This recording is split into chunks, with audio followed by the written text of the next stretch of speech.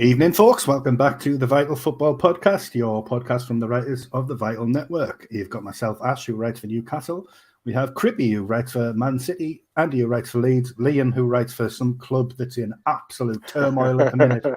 Everton. And this is our super special, super duper transfer deadline day special. We're going to try and hang around until the window shuts or one of us falls asleep. How we doing, gents? Good, Ash. Yeah, good, mate. Yeah, good, sir. Good. I'm obviously going to be a bit distracted. I have the Carabao Cup second leg semi-final on. You'll have to let us know when it's kicked up on your end, Ash, so I know. Yeah, I get away with that. Hang on. There it is. I'm going to have that running across the bottom. I'll keep it updated. We'll have transfer news going around the bottom of the screen after the game's finished. Oh, so professional. It's unreal. I love it. Video printer. Yes. Why can't we get the sound effect from the good old days? It's good. All right, then. I suppose it is transfer deadline day, and that's probably all we're going to talk about after this match is done. But we'll go around and we'll do a score out of 10 for your club's January transfer window. I'll kick you off, and we'll go to Liam last because this is going to lead into a rant, I think. I'm going to say, look at him. I mean, Newcastle's because there's no point anyway. But I think there's one of us in here who should have the highest score, and if he says anything different, I'm going to slap. I want to say Newcastle's as a 6. We've got the Harrison Ashby in from West Ham, who looks like an absolute baller. West Ham are apparently devastated that he's gone. And, of course, we got Anthony Gordon in, the most divisive signing we've had for a long time. Yeah.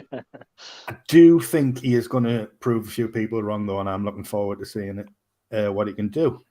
So 6 out of 10 for me. Crippy, you'll have to give a score for Man City and for Villa. Okay. Because you dual-wheeled. Yeah. Low for both, to be honest. City have got to be, I don't know, like a 1. Awful. Like, Cancelo's gone, and there's no time to get anyone else in. Still can't get over that. So, I get that he was disruptive in the dressing room, and just clearly it sounds like he was quite toxic at the end. This could really hurt City because they've now got to rely on Walker and Lewis at right back. One's quite old, one's very young, and they've got no recognised left back still. They've got Nathan Ake who can play there, and he's very good, but he's not as dynamic as Pep likes in his fullbacks. And that's it. I pondered if Calvin Phillips might play there weirdly, because Pep did that with Zinchenko, didn't he? Out of him. He did it with Fabian Delph, did it with Zinchenko. Both were midfielders when they joined, but then reverted to fullback. So it's not too far-fetched. Sergio Gomez playing?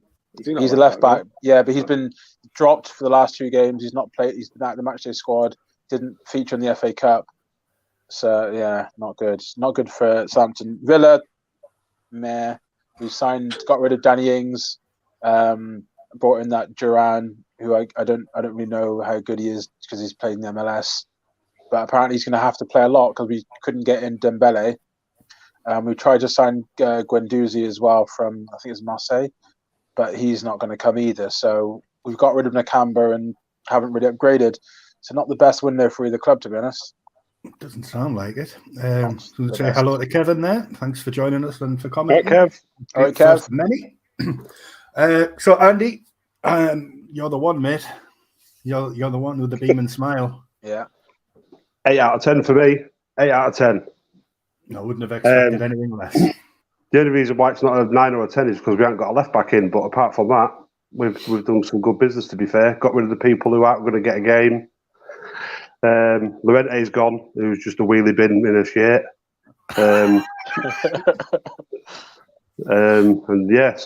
Major signing was Weston McKennie. He's the one for me. Go team.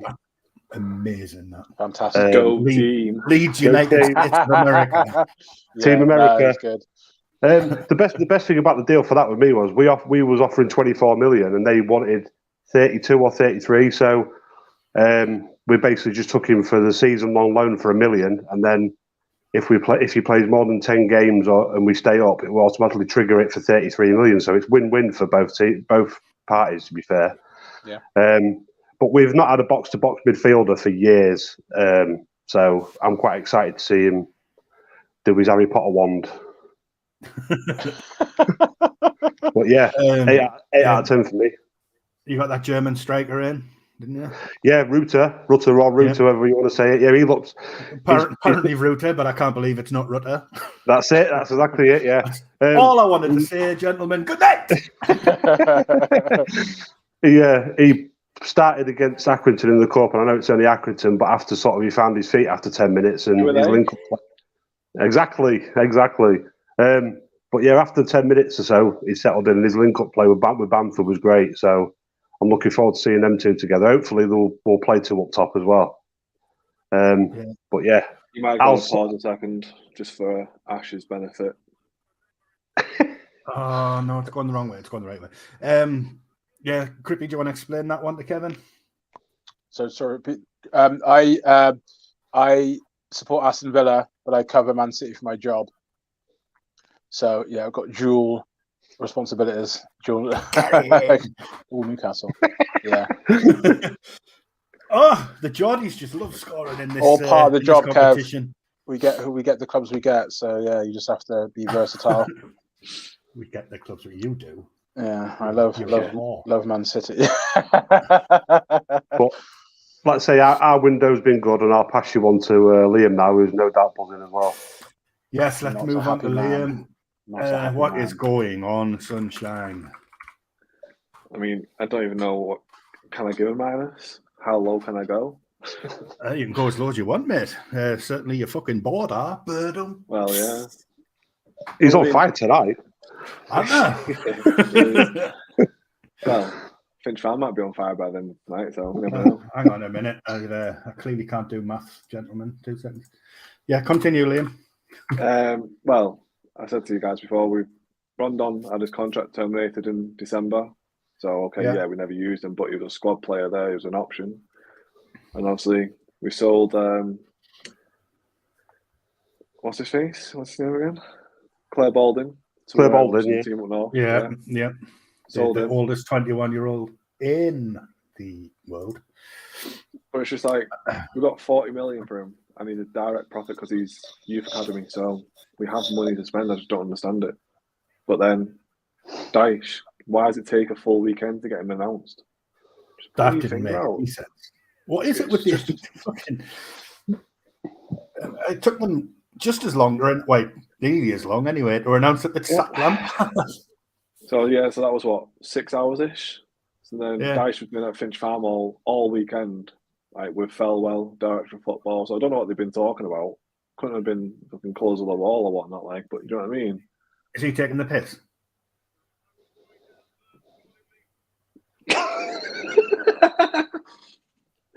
Is he taking the piss? Because he knows I'm on the fucking delay. Jack, you swear you've been gone for a couple of weeks and you come back with this shit. I was wondering what was he taking the mic? I was like, I hate being behind. Carry on. Taking the piss anyway, but I fully lost what I was saying. Yeah, he was at Finch Farm all weekend, and he only got announced yesterday afternoon. So I don't know what they were doing because evidently they weren't discussing transfers, or if they were, who were they after? Outgoings. But yeah, no, it's fun and games. Oh, did you miss that, you spoon? Oh, Christ almighty. Longstaff should have buried that there. That should be 2-0. Fucking Jack. I told Jack before. I said to Jack, I was like, just so you know, I shall be watching the game and it'll be on a delay. So, you know, yeah. All right, then. I'll let Jack off. It's you bastard. He did say, though, he might get involved afterwards. He might come on. He might have no camera, but he'll just be a voice. Let's see your mug, Jack. Get your mug get your mug on. Let's have a look. Yeah. If any of you want to come on, anyone who's watching and in the comments, let us know, and we'll send you a link over. You can come and join us after that. Then he was like, "I don't want to get involved because Liverpool are worse than Everton." And I just looked at him as if like, "Are you all right?" How dare you? This was after he was buying me breakfast, so I waited for him to finish his sentence first. So I was like, it's fine. Right, we might as well continue down the Everton rabbit hole. What's your opinion on Sean Dyche? Is he going to keep you up? Is he going to get you back up next season? If he doesn't, will he get more than a year? He's got to. We said the same with Lampard. Well, yeah. I mean, we said it the other week. On paper, this team should be nowhere near where they are. But unfortunately, the game isn't played on paper. And Dyche, I think he's the best of the bunch that was there. Again, like Lampard was the best of him or Vitor Pereira. The thing is with Lampard, obviously, with Benitez, it was he knew the city. That's all he kept saying. But with Lampard, he actually got the fans on board straight away. And I feel like Dyche is going to do the same. Yeah. Well, that solves every problem, that, doesn't it? Because that's all what football's about, isn't it? Directions of how to get to the McDonald's. Starbucks is. Yeah. No, it's just ridiculous. But again, Bournemouth was before the World Cup. Lost there 2 games in a row within a week. There was a chance there he could have got sacked. Bielsa's come out and said that he wished he had 6 weeks to work with the players before he got the job. And, well, there was the 6 weeks. But as a football club, surely they've got to look right. We're on a bad spell at the moment. After the World Cup, if we lose the next couple of games, we need to think fast. But no. Yeah, he was, Mick. He's a twat. But yeah, no. So, I mean, I watch as I think we're down. I look at the league and I think, oh yeah, we're not too bad. But then after tonight, it's just, how can every single team around us strengthen and we get weaker? It makes no sense. But like I say, if we do stay up though, Sean Dyche needs to get manager of the season. Done. Absolutely, yeah. Absolutely. Statue outside the new stadium. Stand named after him. Give him the whole lot. Give him the key to the city. Lifetime supply of Strepsils. Gravel. Just a little bit of the BBC fan, like Colin Murray's come to Colin Murray, I remember him. Let's go back a bit. That's what he used to do Channel 5 football, didn't he? Yeah, but before that, wasn't he like just a normal radio DJ? Yeah, normal radio DJ, yeah. Yeah, the Irish guy. What was I going to say? Everton. Oh, come on. I lost my train of thought. Bigger than Newcastle. Was it to do with Dyche being manager of the year? Wasn't that. That's where I lost it. Because Eddie Howe's going to be manager of the year, isn't he? Bring back Rondon. Been saying it for weeks. I wouldn't be too upset if it went to Mikel Arteta. I think Arteta deserves it, to be fair. If he wins the league with that team, yeah. That is but a big then it all depends on where Newcastle finish. Yeah, exactly. It's a long way to go yet. Top 3 is insane. If Newcastle finishing above, that many big 6 teams is absolutely insane. It really is. It'd be hell of a unfathomable. It's just sad that Arsenal are the ones that, yeah. I'd rather Arsenal winning the league than any of the others, to be fair. B2, I think. Yeah. Still can't remember what my point was about Everton. Not enough Forrester at it again. They've just signed Felipe off, where he's from Atletico Madrid. Is that number 29? The left back. Yeah. No, centre back, isn't he? Centre back. Centre back. Sorry. Felipe passed his medical at Nottingham Forest. Oh yeah. Yeah, 29 signings this season. And Jorginho's gone to Arsenal. He's been unveiled. He's got the shirt on. Yep. But good signing. That only 25 in the squad. They did sign some like youngsters as well in that lot. Not every player was like a first teamer, but they have gone crazy. What's weird is it's going to work. It could well work now. Well, they've got the undeniable goal scoring talents of Chris Wood now. They're out of dodge. John Joe Shelby pinging the ball from 40 yards. Yeah. They're up against Team America on Sunday, though. Leeds United, States of America. It's proving the point as liable to support two teams. Yeah, well, I was talking to Kevin about this today. He was getting a lot of stick on another Newcastle podcast because he happens to support two teams. But who are the two teams? That's the thing. Well, it depends on the two teams. Rivals. Yeah. One's obviously Newcastle, the other one's Portsmouth. It's hardly a conflict there. It's not like he's supporting Sunderland. North and South. But he got his absolute arse chewed out by this other podcast, so no need. Do you know what? I still don't know what that Everton point was. It'll come back to you. It'll come back to you. Don't worry, we've got another 3 hours yet. That's it. Plenty time. Liam's open Everton do get a point. Yeah. Hey! I suppose we're going to have to talk about Claire Balding / Big Beak O'Reilly.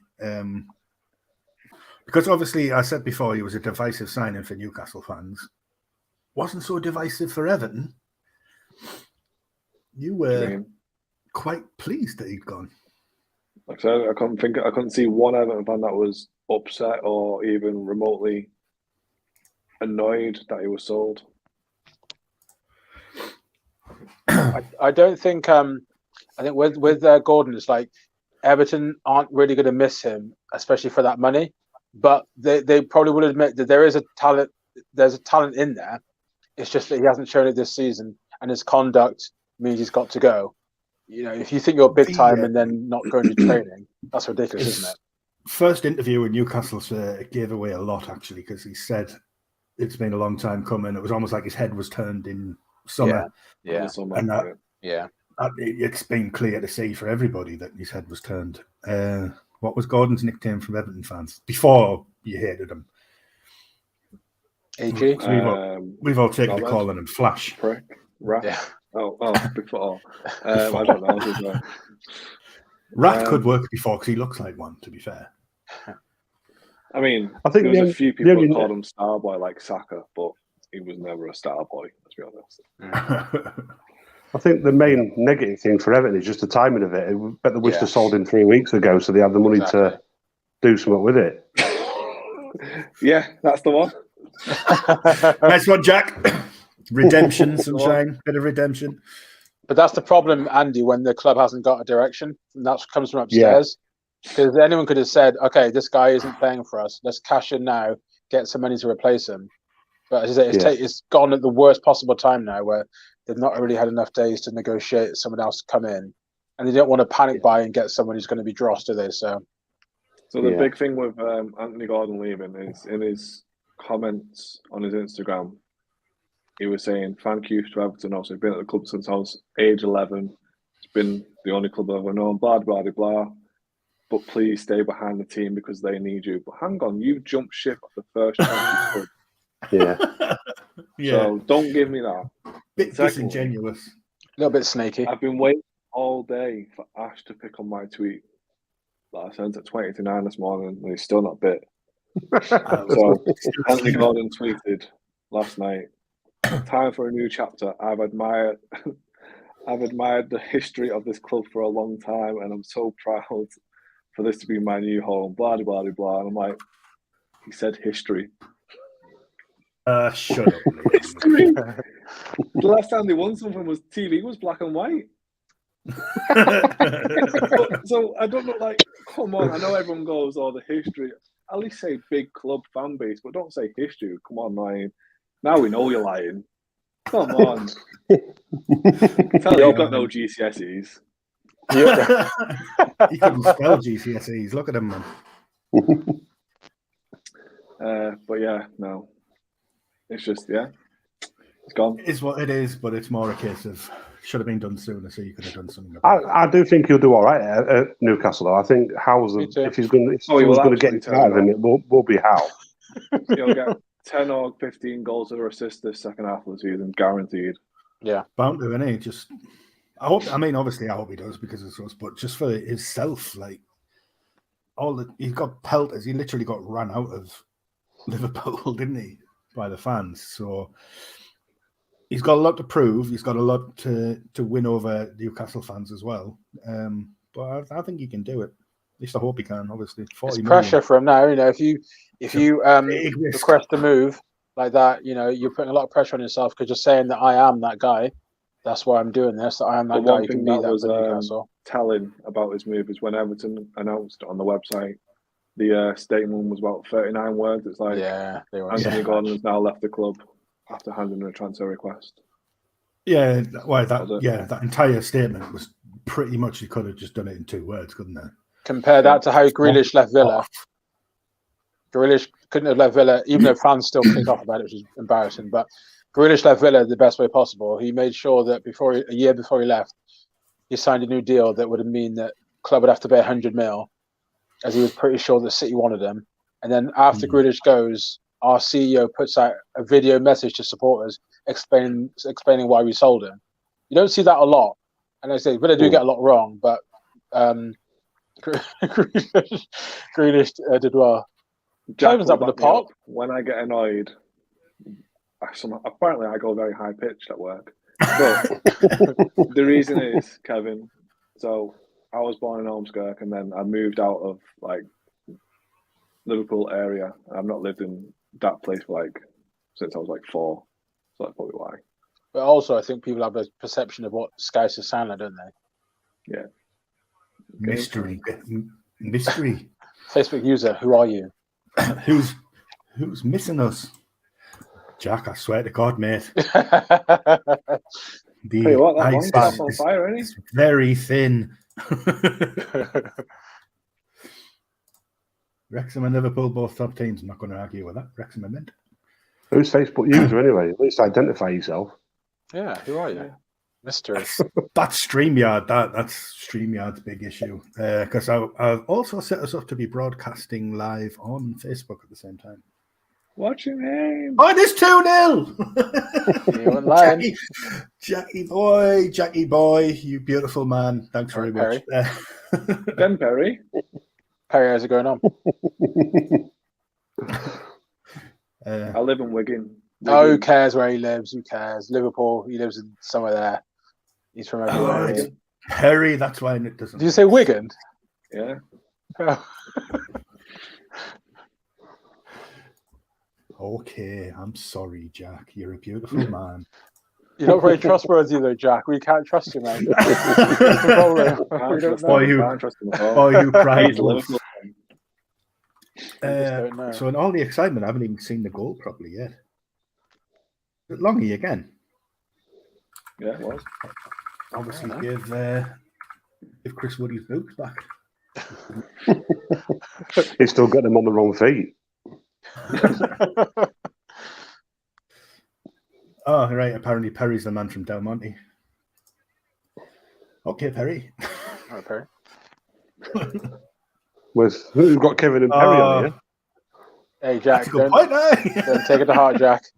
They're going large.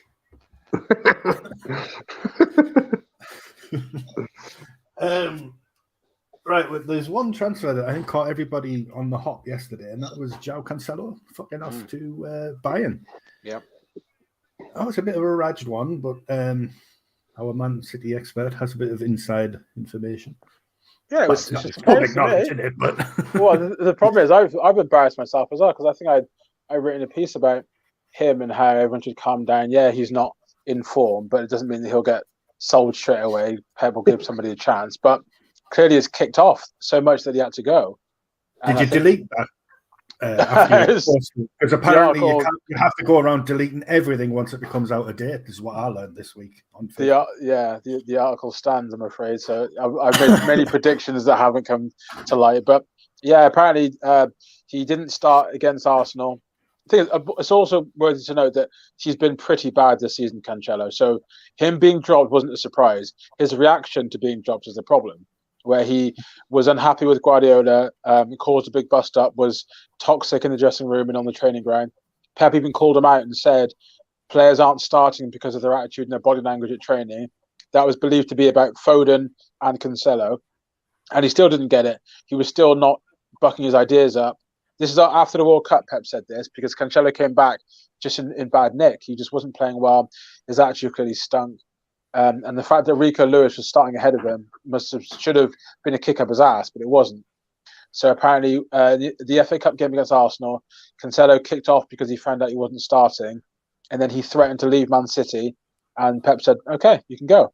But what's weird is apparently Cancelo's representatives had already had interest from Bayern lined up, so they've been scheming behind the scenes to get this move over the line. It sounds like, because within 24 hours of it being, him kicking off or whatever, he was gone. And Bayern Munich were after him this time last year.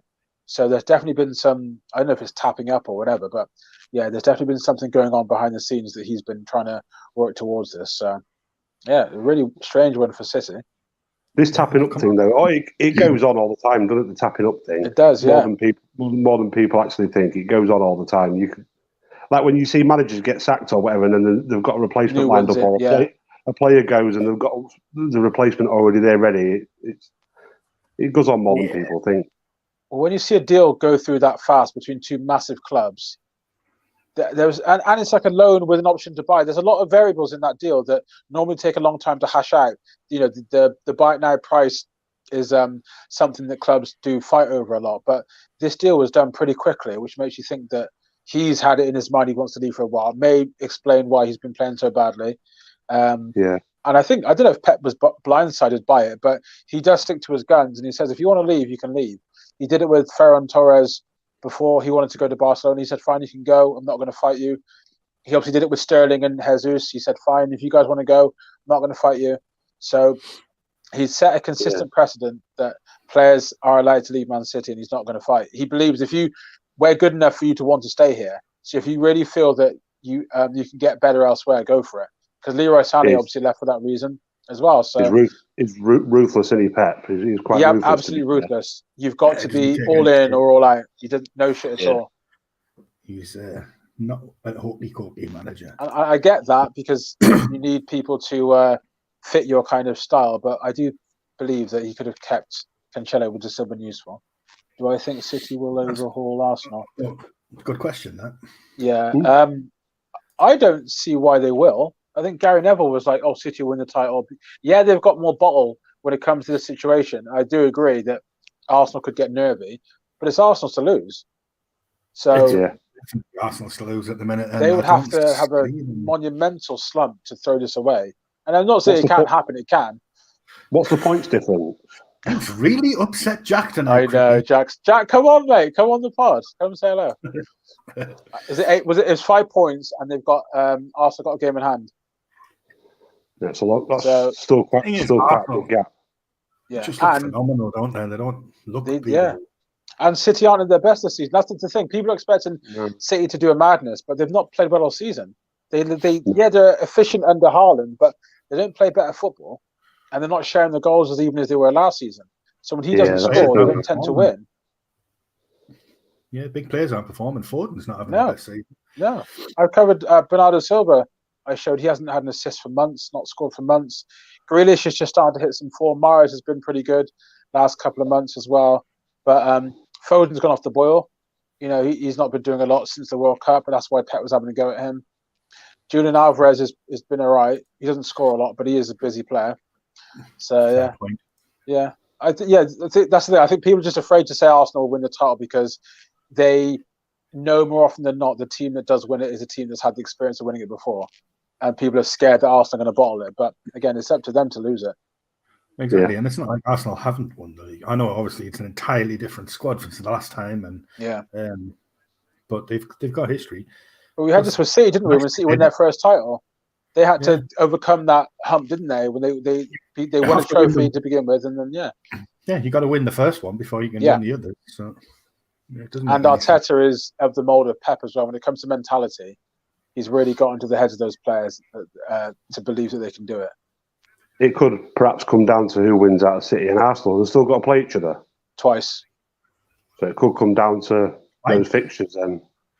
I think Arsenal win at the Emirates. I'd be amazed if they didn't against City. Arsenal, I know that was the FA Cup game, but Arsenal dropped so many players and they still looked good in the first half against City.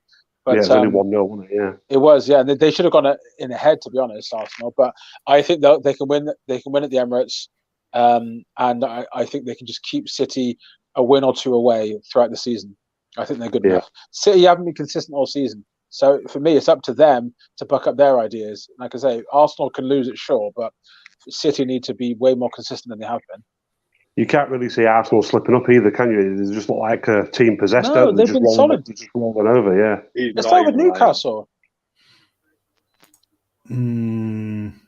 Judging by Liam's face, that's also not a ruse. Yeah. Serious question: does Gordon get into this Newcastle starting 11, and if so, who to replace? That is a damn good question. And given that he's just hobbled off, possibly Joe Linton. Because he's playing out wide again, isn't he, Joe Linton Ash? He's been playing back out wide as a forward. Oh, that was a beautiful goal. See? Shit. Yeah, that was a damn good goal. That no cap at all there. It's a collector's item, though, isn't it, from Che Adams? The thing is, as well, if that was against Pickford, I should be like, Nick Pope saves that. 100%. Oh yeah, I definitely would say that without a doubt. Whether I'd take the goal or not, I would say that. But yeah, Pope should have done better. But hey, game on, and we fucking conceded now. So do you think Gordon will get into the starting 11 then? I think he'll get bled into the 11. He won't start straight away. What numbers have been given? I don't know, actually. I was thinking of that this morning. I don't think they've revealed it yet, or I've totally missed it. But yeah, he'll have to work hard to get in. He's not walking in the team. Nah. But Almiron should be fearful. Joe Linton should also be fearful. But Joe Linton could end up going back into the midfield three. I think it's his best role, isn't it? And I would have said at the expense of Longstaff, but he's bagged 2 tonight, so maybe not. But it's good having that depth, isn't it, Ash? Number 20 for AG then. Just going to say healthy competition. That's what you want, isn't it? You want people spurring each other on. You don't want where you just get your shit every week. You want to be fighting for your shit, don't you? Yeah. House said it like the day he came in. I want at least 2 players for every position. Yeah. Fighting. Yeah, ideally, yeah. Liam Crossley, nice to have you in the comments, mate. Does Jorginho get in the Arsenal team with a former Xhaka and Partey? And who are you dropping? Nah, that's another good question. Because obviously you're not going to drop Odegaard. No. He doesn't start, but I think he wasn't signed to necessarily start every game. He was just signed to provide that depth in the squad. Sometimes come off the bench to control the game if Arsenal are being a bit sloppy with their passing. Because, he's not athletic, but Jorginho doesn't tend to miss a pass, does he? That's what he's good for.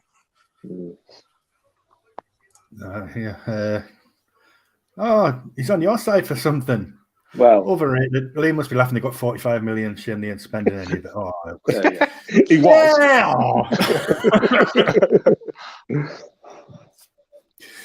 He was so close to giving. Well, I think both parties in a way are sort of thinking okay because Everton have got to be happy with the money they've got for him because of what Gordon's shown this season. So based on this season alone, it's no loss. But also, Newcastle know that there's a player there that they saw last season. So he's definitely got the potential. And I feel that the Gordon we've seen this season isn't indicative of what he is. This isn't him, was it? His head maybe was turned, his attitude wasn't right. So there's a better player to come.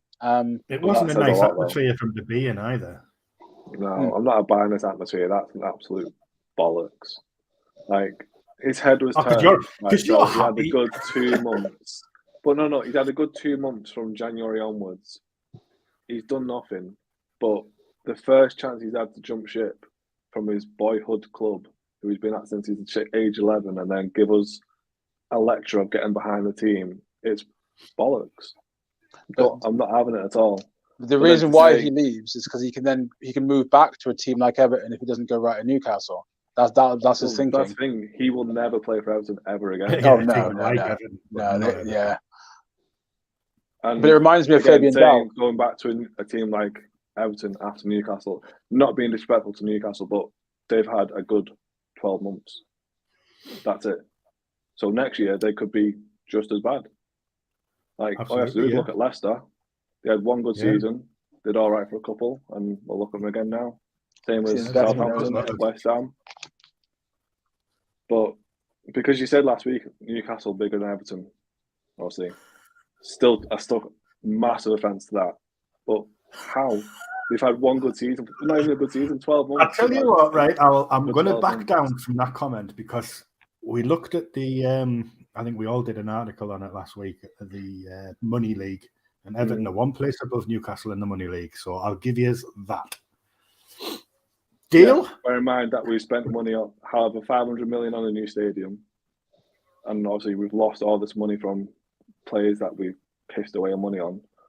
So, I mean, Leeds are above both of us. So, I know, what the hell? That actually surprised. Go team. Yeah, I still need some clarification on this Newcastle bigger than Everton thing, Crippy. Well, because it's when I say bigger, I mean that players are more likely to join. Like, it's not even close, is it? Everton aren't going to pip Newcastle to a player they both want at the moment. No, the thing is, Newcastle will be like, here's 100k. With the thing, when you look at the bigger clubs, though, it's always subjective because you look at these polls, what they do, and every single time it's different because they base it on like how many games you played in the Premier League and whatever else. So you can, it's so hard to. There's no true metric to measure the size. That's what I mean. If you remember, I got asked this question when we first started, and I said the same sort of thing as like Crippy's saying. Newcastle have obviously not won a more anything better for prospect. 50 odd years, and I've been in the championship for the past however many out of the last 20 years. Can't then say you're a bigger team than a team that's been ever present in the Premier League for 50 years. It's a bit, But it's like, how do you judge it? Is it just on trophies? Is it on fan base? Is it on? Do you know what I mean? There's that many different things you can judge it on. Trophies. There's only Arsenal, City, United. Not even City, sorry. Arsenal, Liverpool, United that have got more titles than us. Yeah, but Everton are a long way from winning one, aren't they? That's the thing is, they've got the history of that. But before Liverpool won the title the other year, everyone laughed and joked, said they're not going to win a title for another 30 years. Again, this time last year, would you have said Newcastle going to finish top 4 this year? No chance. So everything changes within. That's what I always said. You think about it, we've won a top flight title more recent than most of the teams. We won it in 91, 92, and Liverpool was the season before, so we'd won it more recent than them. Yeah. It's all subjective. It's just a way for fucking fans to argue. That's a harsh comment, that, like. I have to say. Spending 5 minutes. Move on. What else have we got? Oh, yeah, we've got Liverpool to talk about, actually. I've got it on the list here. Because apparently wearing a Liverpool kit makes you immune from red cards, that we learned at the weekend. Is it Fabinho? Yeah. You can absolutely go studs up down the back of someone's Achilles and still nearly ruin the career. End the career. Thing is, Fabinho knew he'd got away with that as well because his reaction straight away, he had his head in his hands and he was like nearly crying. He knew he was going. Well, he thought he was going off. Yeah, because it was awful. Yeah. But how has the referee not give a red or VAR? How? Like, not a clear and obvious error. On that one. That's what's pissing me off. That not a clear and obvious error. It's like it's a red card tackle. No one else. The majority would agree. Yeah, to that just I know. Absolute fucking. But I want to thank Andy Carroll for his efforts at the weekend, injuring Christian Eriksen. Yeah, so he'll be out for the final if Newcastle come through this, which it's looking pretty nailed on. Yeah. Could have done it to Casemiro, though, couldn't he? They've just brought in Sabitzer, though, haven't they? Manu. Apparently, yeah. In the Liverpool game, though, Konate was the last man. He pushed someone. There you go, Konate. There was a Robertson tackle. Yeah, Darwin Núñez done about 20 fouls, even after he was on a yellow card. Madness. That does annoy me, that one. The accumulation of fouls. Because you'll see a player can do it 5 or 6 times and then get a booking. And it's like, but that's enough there for 2 reds in there. Yeah, at least, but that does annoy me as well when I see that. In defence, with the Núñez one, you keep him on the pitch because we're playing with 10 men anyway, isn't it? I won't say nothing. We played them in 2 weeks. Liverpool are getting to be like the villain from fucking Lethal Weapon 2 with diplomatic immunity. Diplomatic immunity. Sheffield United pissed on Wrexham's chips. Yeah. What a game that was, what a game. Yeah. I missed the first half an hour because I totally forgot it was on, to be honest. But yeah, what a match. That was a proper cup tie, that was. Mm. Oh, it's funny seeing Wrexham. Going after you, Andy. He's going after you, mate. I've got a soft spot for Wrexham. I lived there for a little bit, so yeah. Obviously that, and then that documentary, the recent one. After I've not seen that yet. I need to watch it. I haven't seen it either. Fantastic, so funny. But yeah, really good. Like the fans, I think probably felt like Liam's feeling now before Ryan Reynolds came in. But yeah, I was gutted that the last kick of the game, really, wasn't it? I know. Yeah, because it felt to me that they sort of did it as like a drunken bet, and then they've actually kind of taken it seriously now, and it's like, hold on a minute, what if we actually do a good job, and then we'll just have some random fans from Wales in love with us? Because I Rob McElhenney, who's the co-owner with Ryan Reynolds, I love him from It's Always Sunny. So when I saw him involved, I was like, oh my God, I can't believe Mac's involved in this. And I just think that's hilarious that they're doing that. I really do. Because they've obviously got a significant amount of money to turn Wrexham's fortunes around immediately, and then they'll get more investment from their friends, won't they, eventually? But it's pretty funny to see them just pluck them out of obscurity. Brilliant. That they'd never even met before. I know.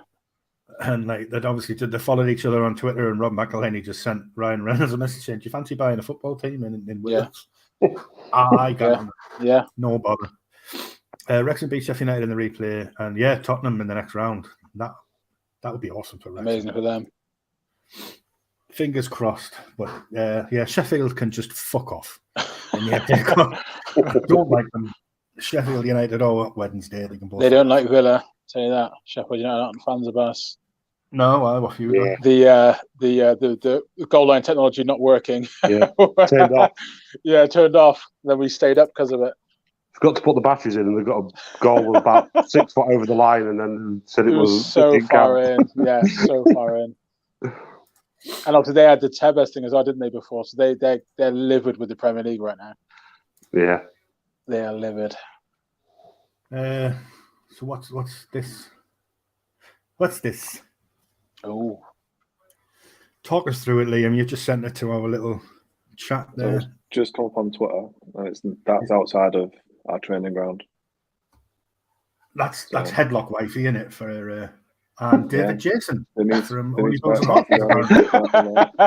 Jason. Yeah, it does look a little bit. Yeah, it is. I thought it was Clive Atkinson. Clive Anderson, sorry. We've got Liz Truss, David Jason. That is Liz Truss, yeah. Well, we know she's a liar. Yeah. So what's going on then? You said there's a protest outside the ground. I don't know. Welcome to Everton, Sean Dyche. Well, it's just what they got. What they're going to do? Can't just sit around and twiddle the thumbs, can they? It's another transfer window where I said before we lost Gordon. Not like we did much for us, but lost Richarlison in the summer. Now we lost our other winger, who was also our top goal scorer with 4 goals, and replaced him with nothing. Just they've accepted relegation. And if that is how they want to set Sean, if I'm Sean Dyche, I'll be like, you know what, here's a resignation, see you later. Quit. The problem is, I think Everton's wage bill is crazy high, isn't it? So I'm sure they're more concerned about getting rid of players. Well, the owners are because they want to get some money back. But say again. I can imagine that the Everton owners are more concerned about getting some money back in the coffers than spending it, aren't they?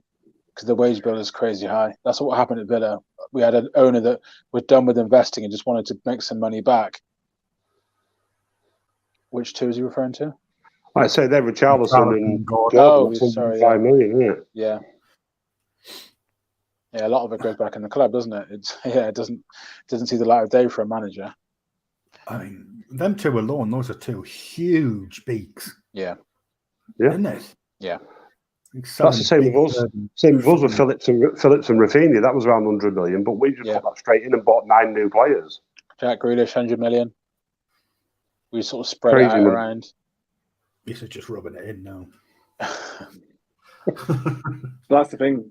You sold those players. You hadn't even sold those players, but you were already spending that money. Yeah. Especially with the Grealish and Rafinha. We sold Richarlison on a deadline of financial fair play. Yeah. Villa spend crazy amounts. We love to just throw 20 mil here, 20 mil there. We really do. And there's not me gloating about it because a lot of times we spend badly. But yeah, our Villa are known for just always throwing down big money on mid-level players from mid-level clubs. Danny Ings was a prime example of that. And Luca Digne. It's like, Everton, here you go, 20 mil left back in. That's such a lot of money to spend on a left back. And when we had Target, he was all right, that kind of thing. But if you're Everton, you're frustrated, aren't you? Because, like I said, I remember him. Yeah, is he still at Villa, Target? He's gone to... No, he's at Newcastle. And then he was good at Newcastle for a bit, and then he doesn't play anymore because Dan Burn decided to be a good left back. Yeah, moved Dan Burn out of the left to cover him once while he was ill. Strange as hell. Never got a look in, but now strange. He's got a heel injury anyway, so he's out. But yeah, I don't think he gets back in ahead of Burn anyway. No, he doesn't. Right, we had a little bit of a task that a couple of us decided not to do. Definitely wasn't doing it at the start of the podcast. I definitely had it done. So, might get some answers. I'm going to do it on the spot. So I'm going to do it on the spot. William can go last then if you want. Yeah, you can think about them. Right, and the task was to name your club's best ever player, worst ever player, best value for money, biggest flop, and the player who never reached their potential. I'll go with our best ever player, and it's blindingly obviously going to be Alan Shearer. Top goal scorer in the league. You can't argue with it, really. I wanted to try and throw in something. I know you hate picking the obvious one, Ash. I know you do, but he didn't leave when he could have gone to United. He's a legend. He's a hero. It's obvious. He's got his record still stands just. Yeah. So had to be. Crippy, who's yours? Villa's best ever. Mine's going to be controversial because I know loads of Villa fans love. On the heart, I'm putting it off now. No. I can't stand it. People love Paul McGrath, but I don't know Paul McGrath because I didn't watch. I haven't seen him play much, So for me, not Gerrard, but Grealish was my favourite Villa player. Because of what he did. He was good when we got relegated. We all thought he was going to leave, and then he stayed and was our best player for those years to get us back in the Premier League. And then he made us 100 mil when he went to Man City. Obviously, he was a star for England in the Euros. We're proud of that fact. So I wish him well. I think he's the best we produced. Definitely, yeah. So we've got Gerrard for Liverpool there, according to Jack. Leeds best ever player.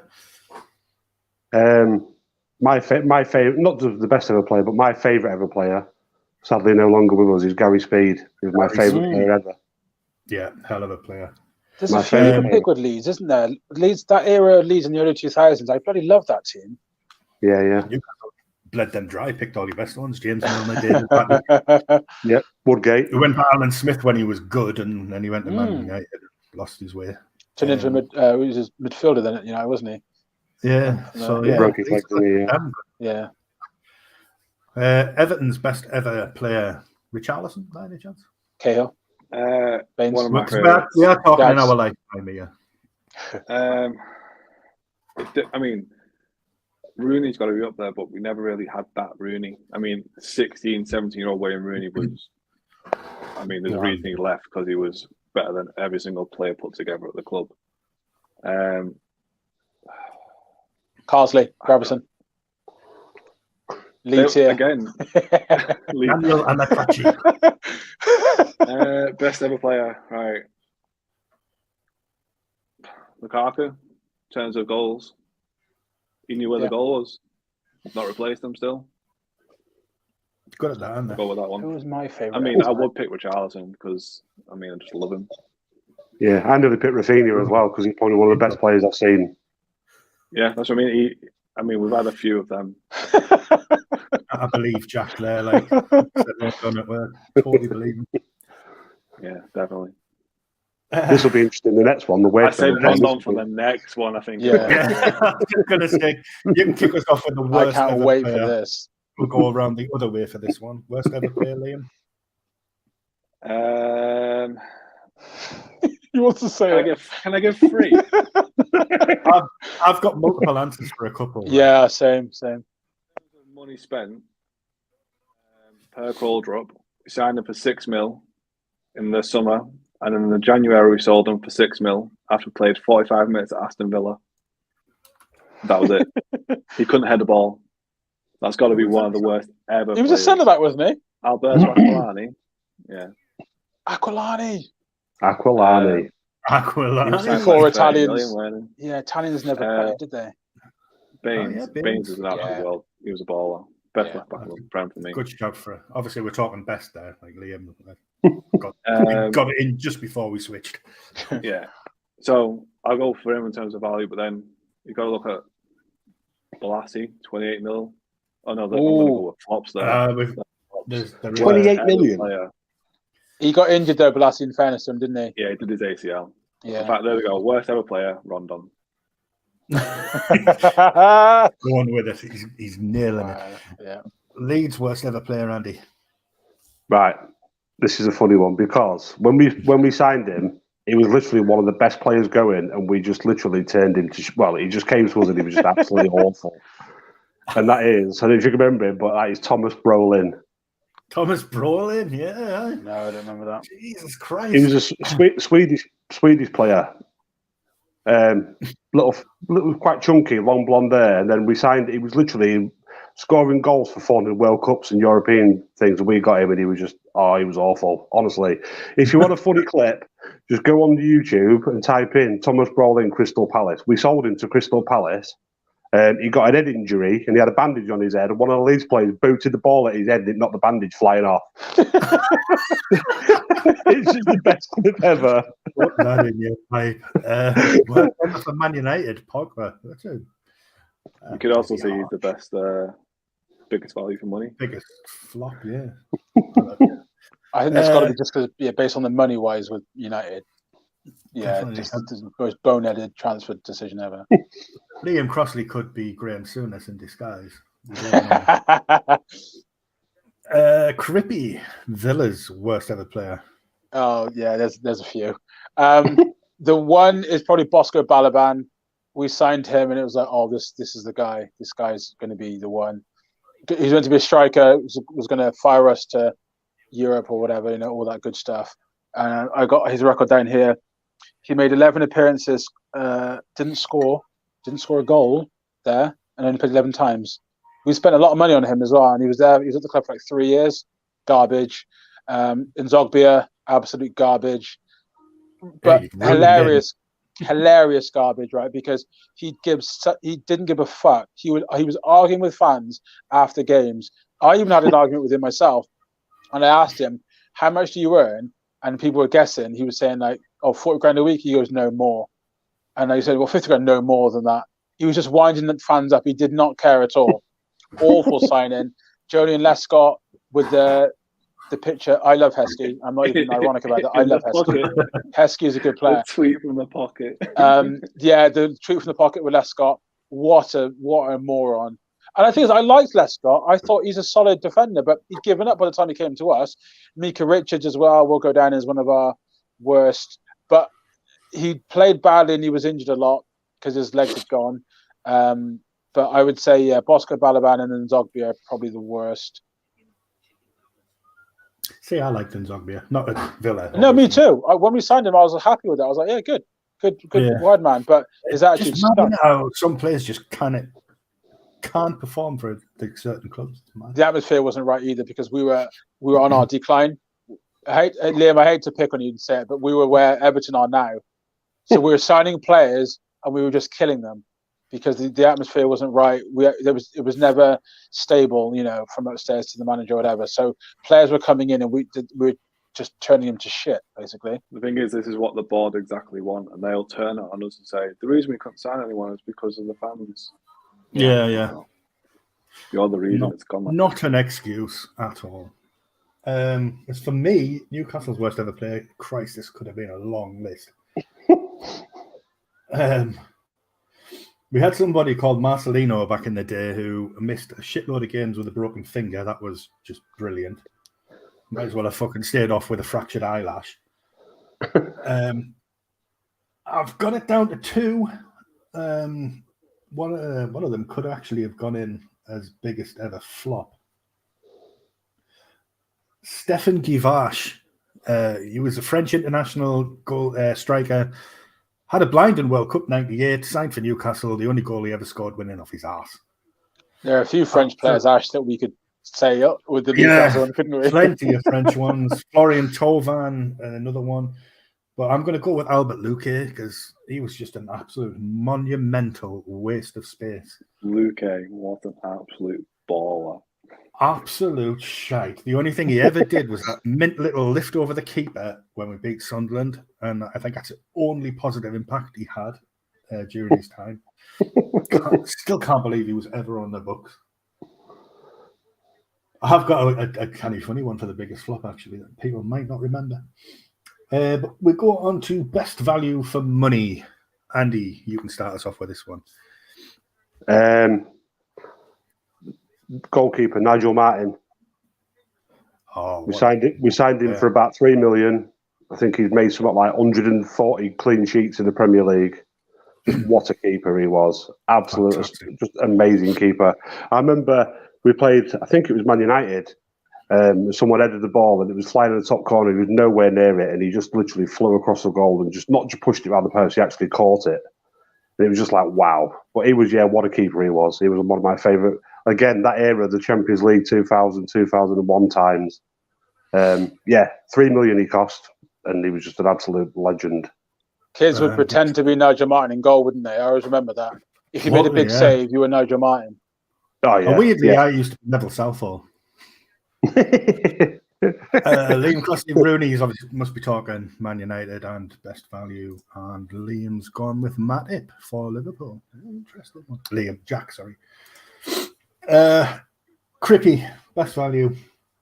Torn between two of them. I apologise for the echo. Gareth Barry and Ian Taylor for me. Gareth Barry was like a mill, made over 300 appearances with Villa, amazing servant, went on to join Man City. Ian Taylor, just a club legend, beloved by all fans, amazing guy. Again, still an ambassador to the club to this day. So yeah, one of those two I'd say. Both were just over $1 million to sign, and they made hundreds of appearances. Just fantastic servants. Quality. I've got for ours. I've actually got 3 players that are playing now. Nick Pope, absolute bargain. Kieran Trippier, bargain. Fabian Schär, $3 million. Claire Baldwin. No, funnily enough, not on the list. The one I'm going to go with, although I could name at least another 5, the one I'm going to go with, Yohan Cabaye. He was only about $4 million, and he was absolutely world class. Until he went to PSG, and it all went. He used to score some quality goals. He did on match a day. He used to do the goal a month. He was in it every week, wasn't he, Cabaye? Yeah, he was always in it. And some of the passes he did, I just remember a through ball he played, just like right through the defense and then curl. It was like when you watch professional balls, you see that one that just bends around the back all the way around. Yeah, it was like one of them. Absolutely superb. Before there was Neves, there was Cabaye. Exactly. Cabaye learned to walk so Neves could run. Liam, best value for money, sir.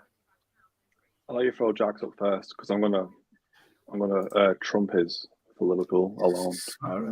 That was actually worth a mention. So Coutinho cost like 9 million, didn't he? I don't know. How much did he sell him for? Yeah, he was. Coutinho was a bargain. Like Inter Milan. Yeah. So, I mean, I could probably make a 1 to 11 of Everton players for best value. Our right back, who we signed, I think, 15 years ago today-ish. Coleman. 60 grand. 60 grand, that's it. 60 grand? Yeah, amazing. Exactly. You win. Yeah. Baines cost, 5 mil? Yeah. Hale cost 250k. Arteta cost 2 mil. But then I've got to go, and I picked. We signed him on the 4th of March. No, his first game was in March, rather, 4th of March. And he scored 9 goals in 8 games in 1999, Kevin Campbell, for 4 mil. We got him on loan and then signed him for 4 mil. But him alone kept us in the league. He was a belter as well, Kevin Campbell. He did a cameo for me as well. Lovely guy, Kevin Campbell. Fuck's sake. You don't understand, I get this every single day at work. Every day. Oh, God, I love it. Right, biggest flop. This should be a good one. Crippy, you can start, man. Ross McCormack. There's a few, but Ross McCormack probably based on the expectation when we signed him and then what we got. Obviously, solid championship striker. We thought, let's throw money at him. He'll score us goals to get us out of the league. And then he just couldn't be asked. Could not be asked. We spent like 12 mil in the championship on him, which is quite a lot of money for in the championship on a striker. Big things were expected. And I remember he didn't go to training one day because his gate was locked.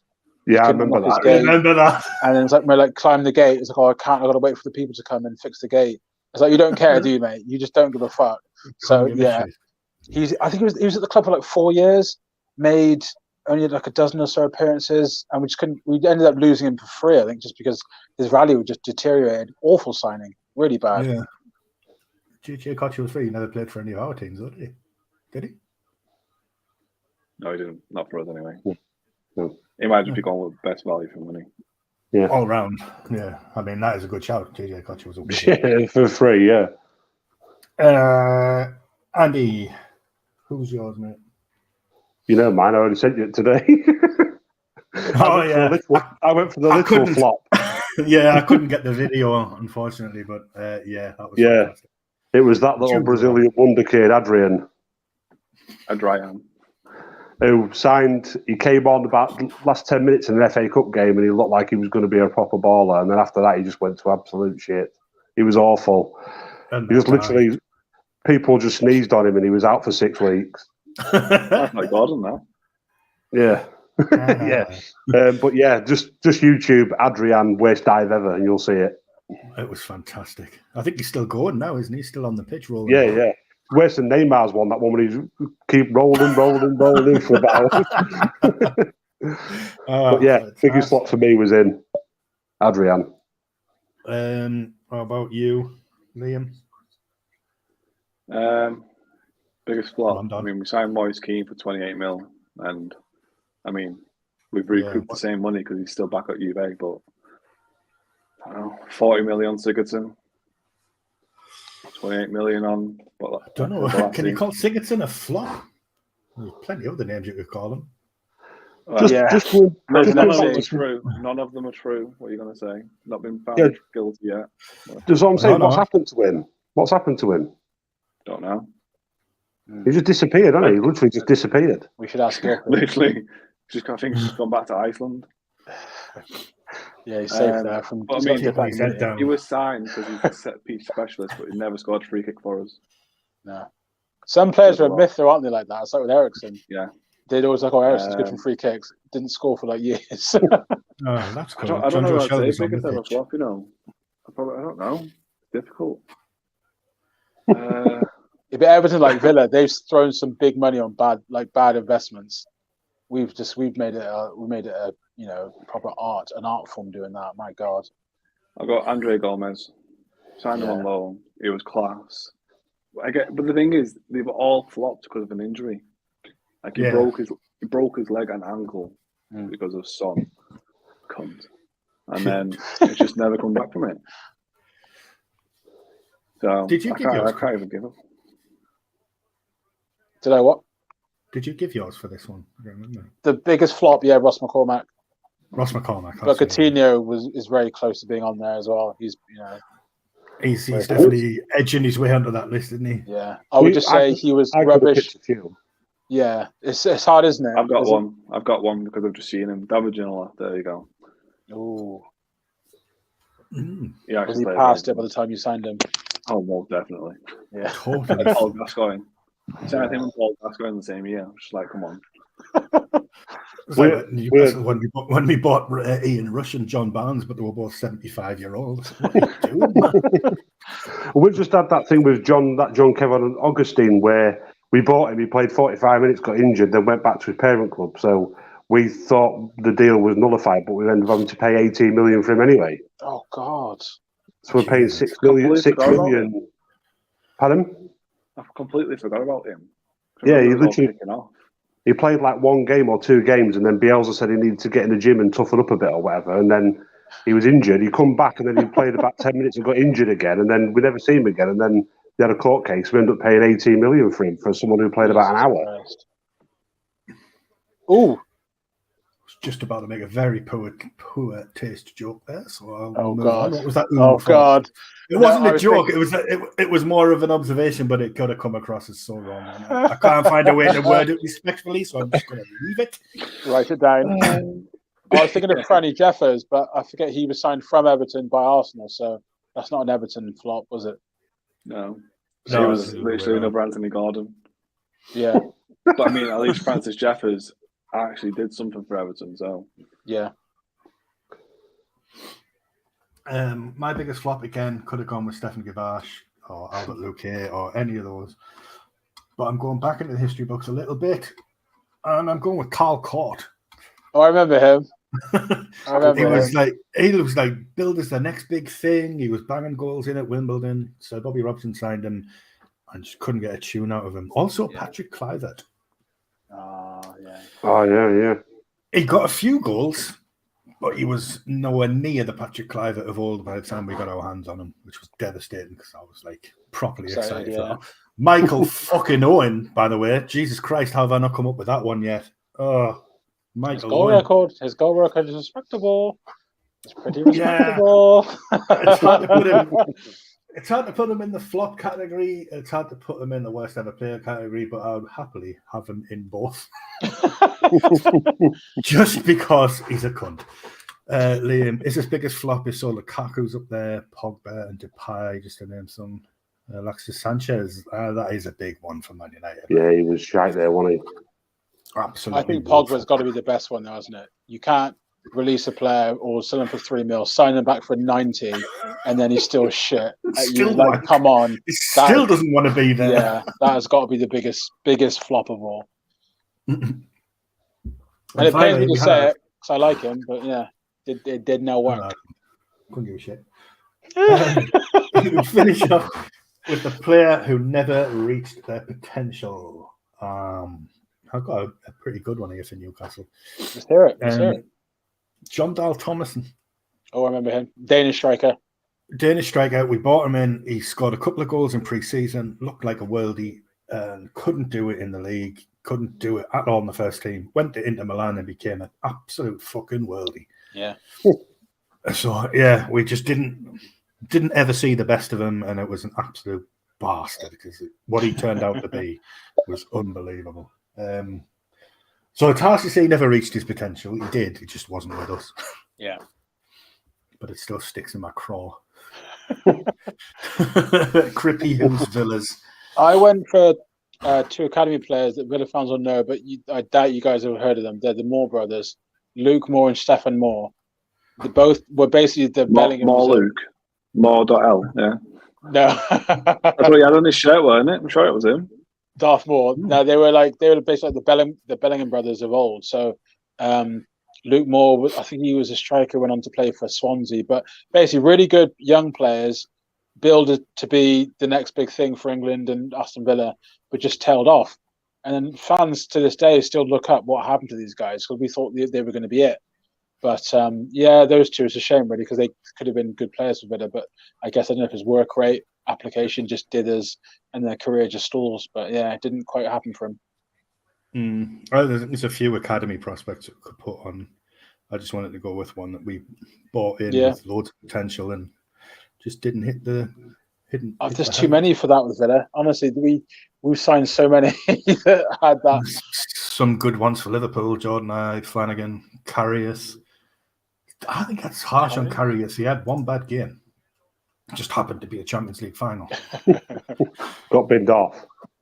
Yeah, it totally ruined his career. Now he's just sat warm on the bench at Newcastle. Flanagan's interesting because he kind of ruined his own career, didn't he? Yeah. Doing dumb shit. Yeah. Pretty dumb shit, John. Yeah.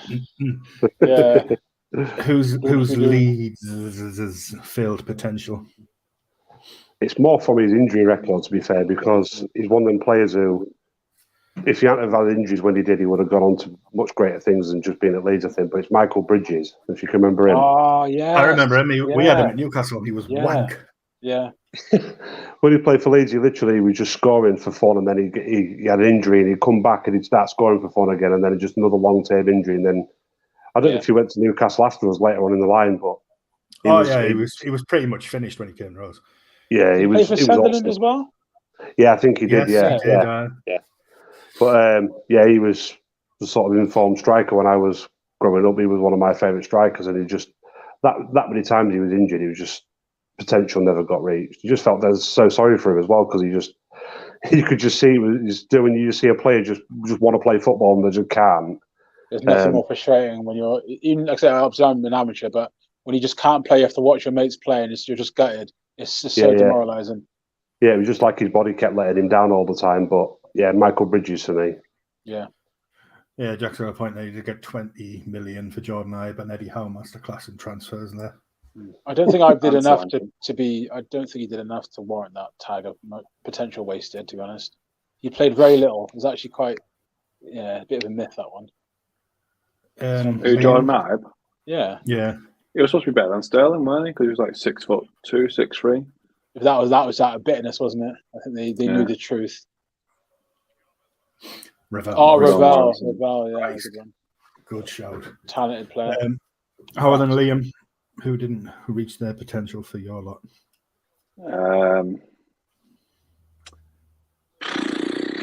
Anyone we've signed in the past 5 years. I know. It's hard, isn't it? Because you don't know whether to say they're a flop or if they were good before we signed them and then they didn't reach. It's hard, isn't it? That's what I struggled with, that balance. I'm done. It's one of them. Like you always. Well, would Moise Keane come into that as well? Not realising their potential? Because he's been good everywhere else. I think he's really had a chance, really. Tom Davies, what's he said? He's overrated. He's overrated. I mean, I've never said he's a world beater, so he's talking about him. But no. So he's talking about reaching his potential. Yeah, his first couple of games, he scored that world against City, didn't he? Sent Yaya Toure back to Barcelona with a little chop, and then ran through and dinked it over. Who was in goal? Claudio Bravo. Just chipped it over him. Absolute world-class goal. And when it happened, it was like, who's this kid that we've got here? And then he just went to, fashion. He didn't fancy it in England because they loaned him out to like Paris Saint-Germain and he was scoring. It's like, it seems so weird to think you can play for them, but you just can't seem to motivate yourself in England, mate. But I mean, Moise Keane, I don't know if it's, apparently had attitude issues, which is why Juventus let him go. Yeah. But now he's back at Juventus, so I don't know about that one. But so is Pogba, and look where they're on the table. Juventus ain't all that anymore. But it's just easy. I mean, look at Lukaku. Absolutely. 15-point reduction will do that to you. Done nothing. Gone to Inter Milan, smashed it with them. And, it's just weird. But then if I'm Moise Keane and I have the chance to play with Neymar and Mbappe. You're taking it. Or Rondon. Christ. His ears must be burning tonight, Rondon. I know. He's just signed for a club, Has he? Where's he gone to? River Plate. That's a good move. That's a hell of a move. That's a team of history. River Plate. Yeah. Liam's got a smile on his face, a right smile. No, it doesn't matter. It was just Newcastle had a free kick and Trippier was and Shower over the top. I wasn't sure if Liam had seen it go in. But no, it didn't because it was fucking wasted. Should we do some score predictions, gents? Yeah. We didn't do any last week because fuck the FA Cup. Hey, now. Although Leeds are still in there. Yeah. The might of Accrington Stanley brushed aside. For another away draw. Yeah. Oh, yeah. What was your stat about the away draw for Leeds? Was it 33 in the last 35? Out of the last 38 draws, we've been drawn away 33 times, and that's the 12th in a row. Bloody hell. Absolutely shocking. Someone put on Twitter, my lad told me it was one in 4,200 some chance to be drawn away 12 times in a row. 12 times in a row. And Man U are at home again, yet again. Yeah. Those kind of odds is where I lost money in roulette. So that's why I had to stop gambling. I was like, it's got to be ready in a minute. It's got to be ready in a minute. Nope. I'm out of money. All right. Our first fixture is Friday night, and Chelsea hosting Fulham. West London derby. Sexy. Liam, Chelsea versus Fulham, my friend. 2-1 Chelsea. Yeah. Good shout. Crippy? Yeah, I'll match that. Potter's got to buck his ideas up, hasn't he? So, 2-1 Chelsea. He has. Andy? I reckon Fulham will get something there. I'm going to go 1-0. Yeah, good Fulham. I've actually gone 2-2. Ooh. I had 2-0 Chelsea, and then I remembered they're just not all that. No, they're not. Nope. Liam's gone 2-1 to Fulham. Ooh. He's hashtag frisky. Could be frisky. The Saturday fixtures kicking off with a biggie. Yeah. Everton, Arsenal. Oh Christ. I'm not going first on this one. The thing is, right, I'll say no, I need to hear everyone else. I will say, right, I know this will be billed as like everything going to get smashed, but honestly, these kind of games can actually be good for a struggling club when you get a new manager, because you're not expected to get anything from this. So it's like, lads, just fucking dig in. This is a free hit. And honestly, I don't necessarily think Everton are going to get walked over. I think Dyche has still got a few days to actually get in the team, hasn't he? So, I think they've got have a chance. I mean, Arsenal to win, but Everton they won't embarrass themselves. Arsenal 2-1. 2-1. I don't think Arsenal are going to want to be going there with Dyche's first game.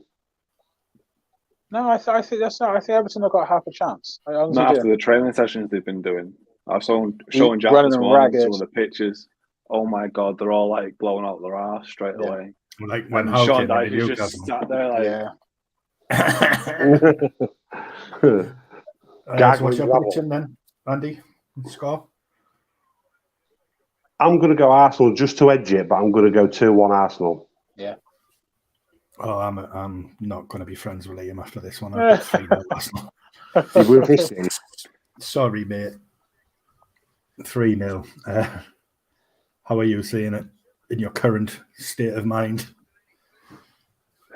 Haven't watched Everton all my life. Everton 1-0. Oh, it's not a bad shout. Like, honestly, it wouldn't surprise me. It's madness. The early kickoff as well, isn't it?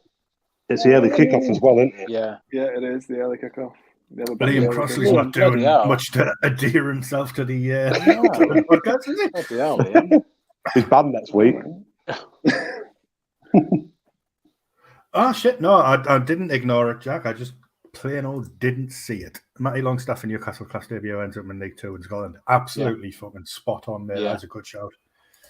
Yeah, damn good shout. I never even stopped trying. You thought you'd made it, and you stopped trying. That's what usually happens. Yep, comes in, scores a world. He thinks he's got the world at his feet. Yeah, and my big brother's at the club, so I can just not try. Big bro did it too. Yeah, he tailed off, didn't he? After that United goal, wasn't it? It was more the £50 million proposed transfer to Man United that turned his head. But at least he's got his shit together and booked his ideas up. Yeah. Matty's is wild though, isn't it? That's nuts to go from like Premier League club to now dropping down so quickly.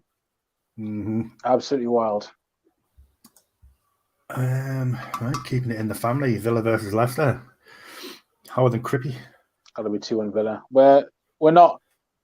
We played some good football against Southampton, but we're not incredible yet, but we are efficient. I'd say we're good at getting those results that we probably don't always deserve. Fortune's going our way at the moment. So yeah, 2-1 Villa. I too have 2-1 Villa. Leicester, Liam, aren't they? Yeah, they just pop. Yeah. 2-0 Villa. Yeah. Liam's finally on side. Thank you, Liam. Clean sweep. What I see with Villa now is they seem to be winning them games where last season they would have lost them. Yeah, exactly. And they're grinding them out. So I'm going to go 1-0 Villa. Yeah. That's exactly what we're doing. We're grinding. It's not pretty, but we're coming out on top more often than not now. And Emery. Points are points. Oh, here's the lads. Yeah. I'd rather play shit every week and win 1-0. Exactly. That's what we're doing. Yeah. Murphy's coming on. Oh, Scarecrow. Shake up. If I only had a brain. Brentford versus Southampton. Southampton are getting beat here. Brentford's going to win 2-0. Yeah, agreed. Yeah. I hope so. You agreeing with 2-0? What was that, sorry? Brentford to beat Southampton. Brentford to beat Southampton. I was listening to something, sorry. But yeah, no. All right. Yeah. I love it. I love that. Yeah, I love it. We're literally boring him. No, they're all kicking off on Twitter on Space, that's all. All right. Brentford win. 3-1. Yeah. Yeah, I'll go for Brentford 2-0. Was that you as well, Crippy? Were you 2-0 as well? 2-1, obviously. Ash, you know me. 2. Oh, yeah, got to get that. I told you boys before the most likely results. I told you before. Well, Jack's back in here as well on 2-1. Thank you, Jack. Oh, no, that's the Villa one. Sorry. Yeah, we're friends again, Jack. What is our next one? Brighton versus Bournemouth. Oh, God. Oh, that's all right. Isaac and Alan St. Maximin are coming on as well. It's not just the Scarecrow. That's fine. Easy home win. Easy home win. Yeah, I'm thinking the same. What's your score prediction? 2-1 because I'm pathetic. Andy, what's yours? I'm going frisky. 4-0 Brighton. Bloody hell. Fuck me. All right, Andy. Liam, what's yours? Are you as frisky as Andy?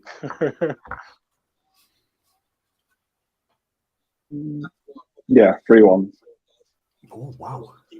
I mean, I've got 2. Actually, you know what? 3-0. 3-0. I can't see Bournemouth scoring. I can't see Bournemouth scoring, but I've got 2-0. Yeah. We all agreed the Brighton's walking that one, so that's a Bournemouth win right there. That's a 1-0 Bournemouth win. Bournemouth. 89th minute. Should be 3-1 Brighton, according to Liam, and Bournemouth big spenders though. 1-1. Interesting one. Man United versus Palace. What have I got for this one? I've got 2-1 Man United on this one because the bastards just keep picking up points. Andy, what have you got? I like Palace. They've got some good players, but I think Man U will be too strong for them. I'm going to go 2-0 Man U. Backed up there by Liam Crossley. You got the same one. Our Liam. 3-1 you. 3-1 you. 3-1 Man U. 3-1 to me. Fucking hell, they must be shit. Crippy? I'm going to try and be clever, and I'll go 1-1. Because obviously now I haven't got Ericsson out there, and he does do a lot in that team. So I reckon, they might. And Palace are actually good away from home. They're a tricky team, Palace. So I reckon 1-1. Who knows? They are. Wolves versus Liverpool. I have gone #frisky on this one, mind. Yeah. Crippy, what have you got, mate? 2-1 Liverpool. 2-1 Liverpool. Andy? Yeah. Although Liverpool are really bad at the minute, I still think there'll be too much for Wolves. Yeah. 3-1 Liverpool. Big. Liam? So I want Gakpo and Nunez to just score next week. This weekend against Wolves. Oh, of course, yeah. Because we play them the week after. Yeah. So that's what I want to happen. What will happen is Wolves will spank them. Comes to the game against Everton, and Jack will be like, "Oh, you should beat us because we're so bad." So yeah, I'm gonna go Wolves 2-1. Wow. See, I've gone Liverpool 4-0. Frisky. Yeah. Feeling very frisky. I don't know where it came from. I think I was just sick of writing 2-0, so I just thought, fuck it, I'm going to go for it. Newcastle versus West Ham. You know, I might change mine after watching us tonight, but I had 1-0 Newcastle because we're just not scoring at the minute. Yeah. But also now we've conceded. I'm going to go 2-1. I'm not as protective of the clean sheets anymore, so I'm going to change mine to 2-1. I copy Ash. Yeah, I copy you, mate.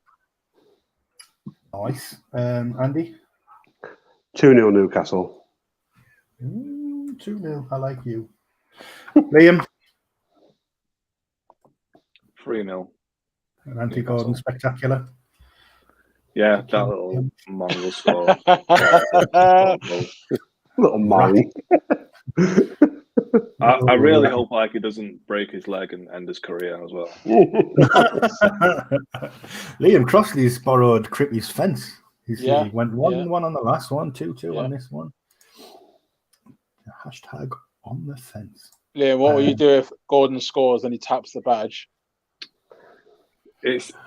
So when we play them, like I've already put in, we play them on a Tuesday night in March, so that should be interesting. He's going to get booed in every fucking touch. The first game Rooney ever had back at Goodison Park was so bad. Is that when he shushed the fans and tapped the badge?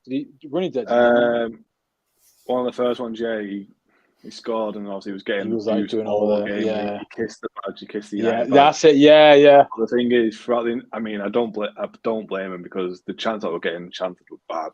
Yeah. It's like die, Rooney, die. It was just like Jesus Christ, he's 18 years of age. Bit much, like. But the thing is, with Gordon, no one's asked about him. They'll give him shit because it's him and how he's left the club. But I don't know if Eddie Howe will play him just for that. Yeah, protect him a little bit. I think he has to be smart about it. Yeah. Because you know what happened? It happens all the time, doesn't it? They play against a former club and they're awful because they can't get their head straight. They'll either be awful or be a world beater. But the thing is, when things aren't going Gordon's way, you know you need to wind him up and he'll snap. Yeah. So that's the only thing I can't wait to happen. If he does play, Tarkovsky just go straight through him. Love nothing more. Welcome home. That's on the 25th of April, which happens to be a Tuesday. So we are doing a full podcast for that one. That could be a very important game. Massive for both. For Everton. For both, Well, the rumour is as well, sorry, before we go on to it, Conor Cody apparently kicked off with Gordon and slapped him and said, you need to get your act together. And that's why he put a transfer request. Doesn't surprise me at all. I remember hearing that, Well, I heard it from you, so of course. Cody's a professional. I was going to put it in an article and then I thought, no, because I only heard it from Liam. He could be saying anything. Just quickly on that. So Sean Dyche coming into Everton, he's got Tarkovsky and Cody at the back. Like, as if he's not going to sort those two out. They're two bloody good defenders. And they're still keen. Is he injured? I don't know what the deal is with him. Godfrey should be first Godfrey. choice. Holgate is good, but he's not first choice. Right. Michael Keane, he might turn into prime Beckenbauer now that he's got Sean Dyche back. But again, he should be nowhere near Tarkovsky as well. I think he's got a good base there to build off of. He'll definitely make him hard to play.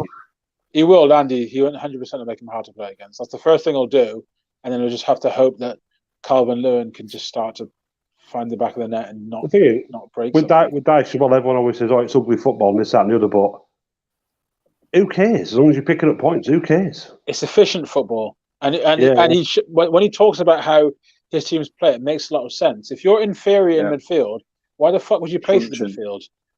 Yeah. You just bypass midfield, go straight to your striker, and then you have players 10 yards around them, and then build the attacks off that. It makes perfect sense. Especially when you have players to do it, like Calvin Lewin, who is a salmon in the sky. He holds the ball up so well, Calvin. I want him at Villa. I wanted because he was good at that. We never had a striker like that since Benteke. He could actually hold the ball up. So yeah, I think it'll work with Everton. And I know that you're annoyed that you haven't invested in January, but I think there's enough in that squad that he will get them ticking. Hopefully, it's not just that though. But look at the two people that we're linked with, Bielsa and Dyche. I know it's literally the complete opposite. So that just shows that there's nothing going on. I know at the top to say, right, there's no ethos, is there? Going with this is the direction. No, it's right. Flip a coin. Who wants it? Yeah. Like, and the players they're linked with, are they Dyche's want players as well, aren't they? That's the thing. Like, are they looking at players that he wants? On Twitter of Marcel Bielsa's finishes interview. In walks Sean Dyche. Everton will be playing 4-4-2. Interview finished. Yeah. Hired. It's kicking off. Sorry, back to Forest Leeds. Forest Leeds. Liam Crossley's gone with Leeds getting rid of Llorente. Don't see them winning, so I have to go 2-1 Forest. Rebuttal, Andy. I don't think Liam's seen much of Llorente, to be fair. When he gets wheeled out every Thursday to be picked up. Yeah, that's it, mate. Yeah, he's one of them players. He's a bit like Maguire. You know what I mean? Beeps when he turns round. And watching him defended, he's basically like watching an old woman trying to move a wardrobe on her own. So that's what I think of Llorente. To be fair, when we signed him, he was really good. And then he's one of these classic things of he got a new contract this year, and he's awful. He's just the only thing he actually did was good was his link from the defence to the midfield or whatever. He can pick out a good pass, and he's quite fast at getting the ball and trying to get it upfield as fast as possible. But defending wise, he's awful. He's one of our worst defenders, to be fair, and that's saying something. But now it's Team America. I'm going 3-0 Leeds anyway. Team America. I'm going frisky. About time I'm going to go frisky. This is going to be Adams, McKennie, and Brendan Aronson for the goals. Team America. Go team. America. What are they going to do when they score?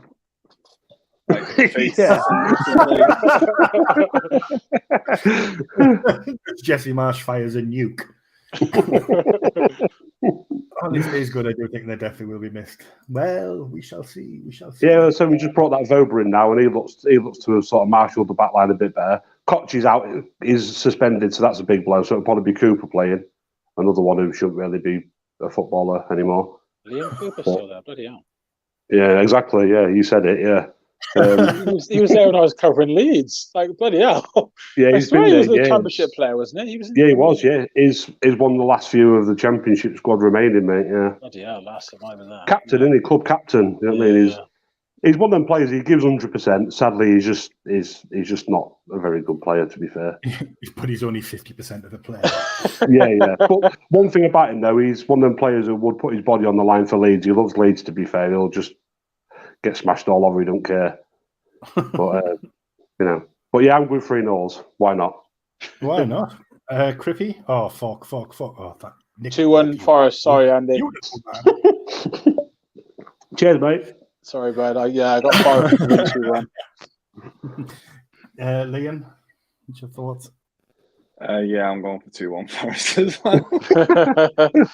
I've gone 1-1. Sitting on the fence, but at least I'm not getting you smoking beat.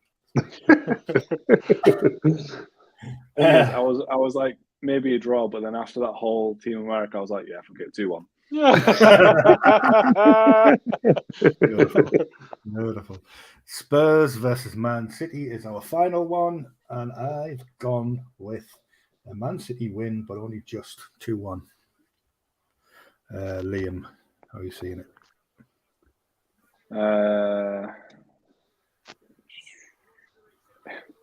It's what Spurs turns up, doesn't it? Do you want to know crazy Spurs stat? While you're on that, Spurs love to beat Man City. They do. Spurs have lost 4 of the last 5 home games in the Premier League. How mad is that? That's gutless, isn't it? And some of them were against Leeds and Newcastle. Yeah. The Beatles. Villa, we beat them.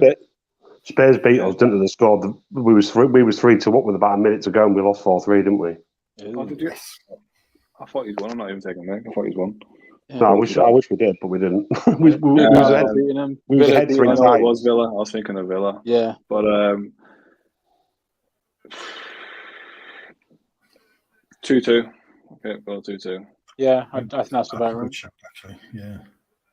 You agreeing with that one, Crippy? Yeah, I'll copy that. Yeah, City are pretty bad at the moment, and they're not going to be great after Cancella's left. So I think that if there's ever a chance for Tottenham to get something, it'd be that game. But Tottenham also suck. So yeah, 1-1. 1-1 I'll go. 1-1. Andy, what was yours? I'm going to go for Spurs to win 2-1. Yeah, I don't mind that. We're all kind of a bit different on this one. I really don't trust City at all. I really don't. Not at the minute, but I trust Spurs even less, if I'm being honest. Yeah. Just don't know what's going on. Just to interrupt. So apparently, Everton have made a loan bid for Ismail Assar. It's been rejected. It was a loan plus obligation to buy. Just spend the fucking money. We tried to get Stop taking the piss. Yeah. You've got 40 million. Spend, I don't care how much it is. Buy him. 2.5 hours left. Spending that 25, 30 million on a player or 1.5 hours relegation. left. What are you going to do? What I don't get is why they go for a Premier. I know they want somebody who's expensive in the Premier League, but you have to pay such a premium where you can just get. I know it's more of a risk going from someone abroad, but you can get a player who's equivalent in the Dutch league for like a third of the price. And then the clubs are happy to make that money because they work on a lower value. But yeah, Sarr will cost so much more money than he actually should do in the market, just because he's a Premier League based, So it's always an hour and a half. It's always January tax as well, isn't it? Players always cost more in January. Big time, yeah. Yep. January tax, Britain tax. It's all there.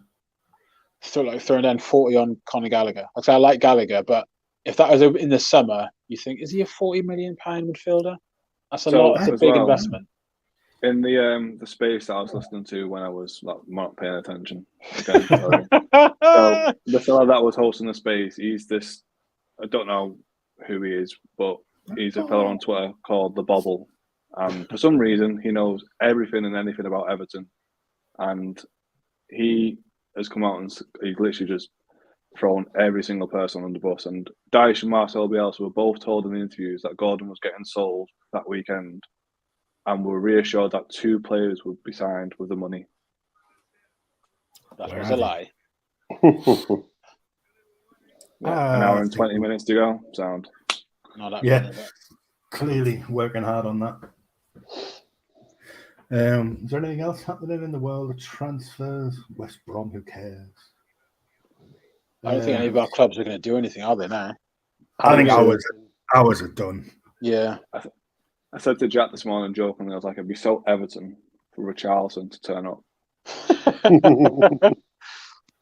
On loan for the rest of the season. Yeah. Give him loan for the rest of the season. 20 million loan, don't care, give him the money. But it said I read someone on Twitter today, it said Leeds was trying to get Phillips back on loan. But what's the point? Yeah, I saw that. Yeah. West Ham and Everton all tried to get him. Yeah. Shut up, Jack. There is that. It's an official thing, Jack. Andre Ayew, free transfer. Yeah, but the thing is with that, as joking aside, there's no deadline for that. We've got another week, haven't we? So Yeah. And also Andre Ayew. Yeah. Again, Jordan. I like Jordan's the one. Andre, I wouldn't have him pegged as a. He doesn't score though, does he, Jordan Ayew? He hasn't scored for God knows how long. He scores one every about 3 seasons, doesn't he? If you play him with a partner, he's good because Jordan can hold the ball up. He drops in. He drops in really deep, and he's really good on the ball. But you need to play him with someone that knows where the back of the net is, or it's pointless. He's a Chris Wood. But at Palace, it worked because you've got Zaha, you've got Elise, you've got there's the other guy as well that's class there. They've got those kind of ballers that provide that. Eze, that's it. That's what I was thinking of. Yeah, so it works. But obviously in attack they got that Mateta as well. Yeah, Mateta and Edouard, they're the 2 strikers out there. This match has turned into like UFC. No, it's literally end-to-end there. People just getting selled every 10 seconds. That's just like one of our games every week. Dirty Leeds. Dirty Leeds. Anyway, if Jack's still in the chat, I sent him like there. 3 messages. He's being a little rat, not listening. But I sent him a link to the stream so he can actually just come in. Yeah, come on in, Jack. Come on in, man. Jack, have my place. I can have my Join us. We're in the free hit section now. We've got. Oh, Jesus Christ, Bruno! You just stubbed your toe. Yeah, my big toe is called Bruno. He will do in a minute when he sees Joel Aribo score. Oh, that was so close. So close. Yeah, we're in the free hit part of the podcast now. Jack, come on in, mate. We've got nothing. We've got nothing. Save it. Fucking struggling for the next hour. I'm eating my takeaway. I don't know. Jack, it doesn't matter, mate. You got more than I have, mate. Come on in. Yeah. Again, you don't need the camera on, Jack. Just need your microphone. That's it. What you haven't? Don't chew. Yeah, don't chew too loudly. But yeah. Yeah. Actually, go on, Jack. Crip will get his custard creams out while you're eating your takeaway.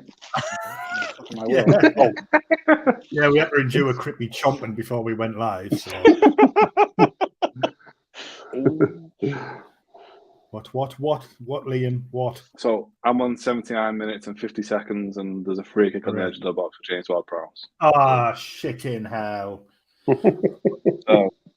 Also, you're like a minute ahead. That's what he's got. Burger and chips and He's a garlic bread. All right. Garlic bread. Frisky. Garlic bread.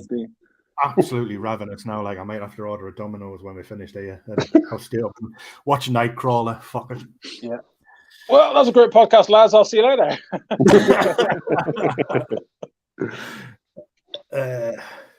Was there any more points we had on the document? Oh, that's a bad tackle. I forgot that existed this week. So. Turned off here at St. James's Park or something. What? Is VAR? Oh. I still haven't got to the free kick yet. So I tried to take a photo. Oh, he's gone to the screen. Oh, someone might be getting sent off. Bruno. It's a bad tackle. That I'm not even winding you up now. He got the yellow straight away there. He's gone to the screen. When do you ever see the referee going to the screen? Yeah. Only ever goes to the screen when potential red. All right, yeah. Oh, it's terrible. Jack's saying a red. It's so bad.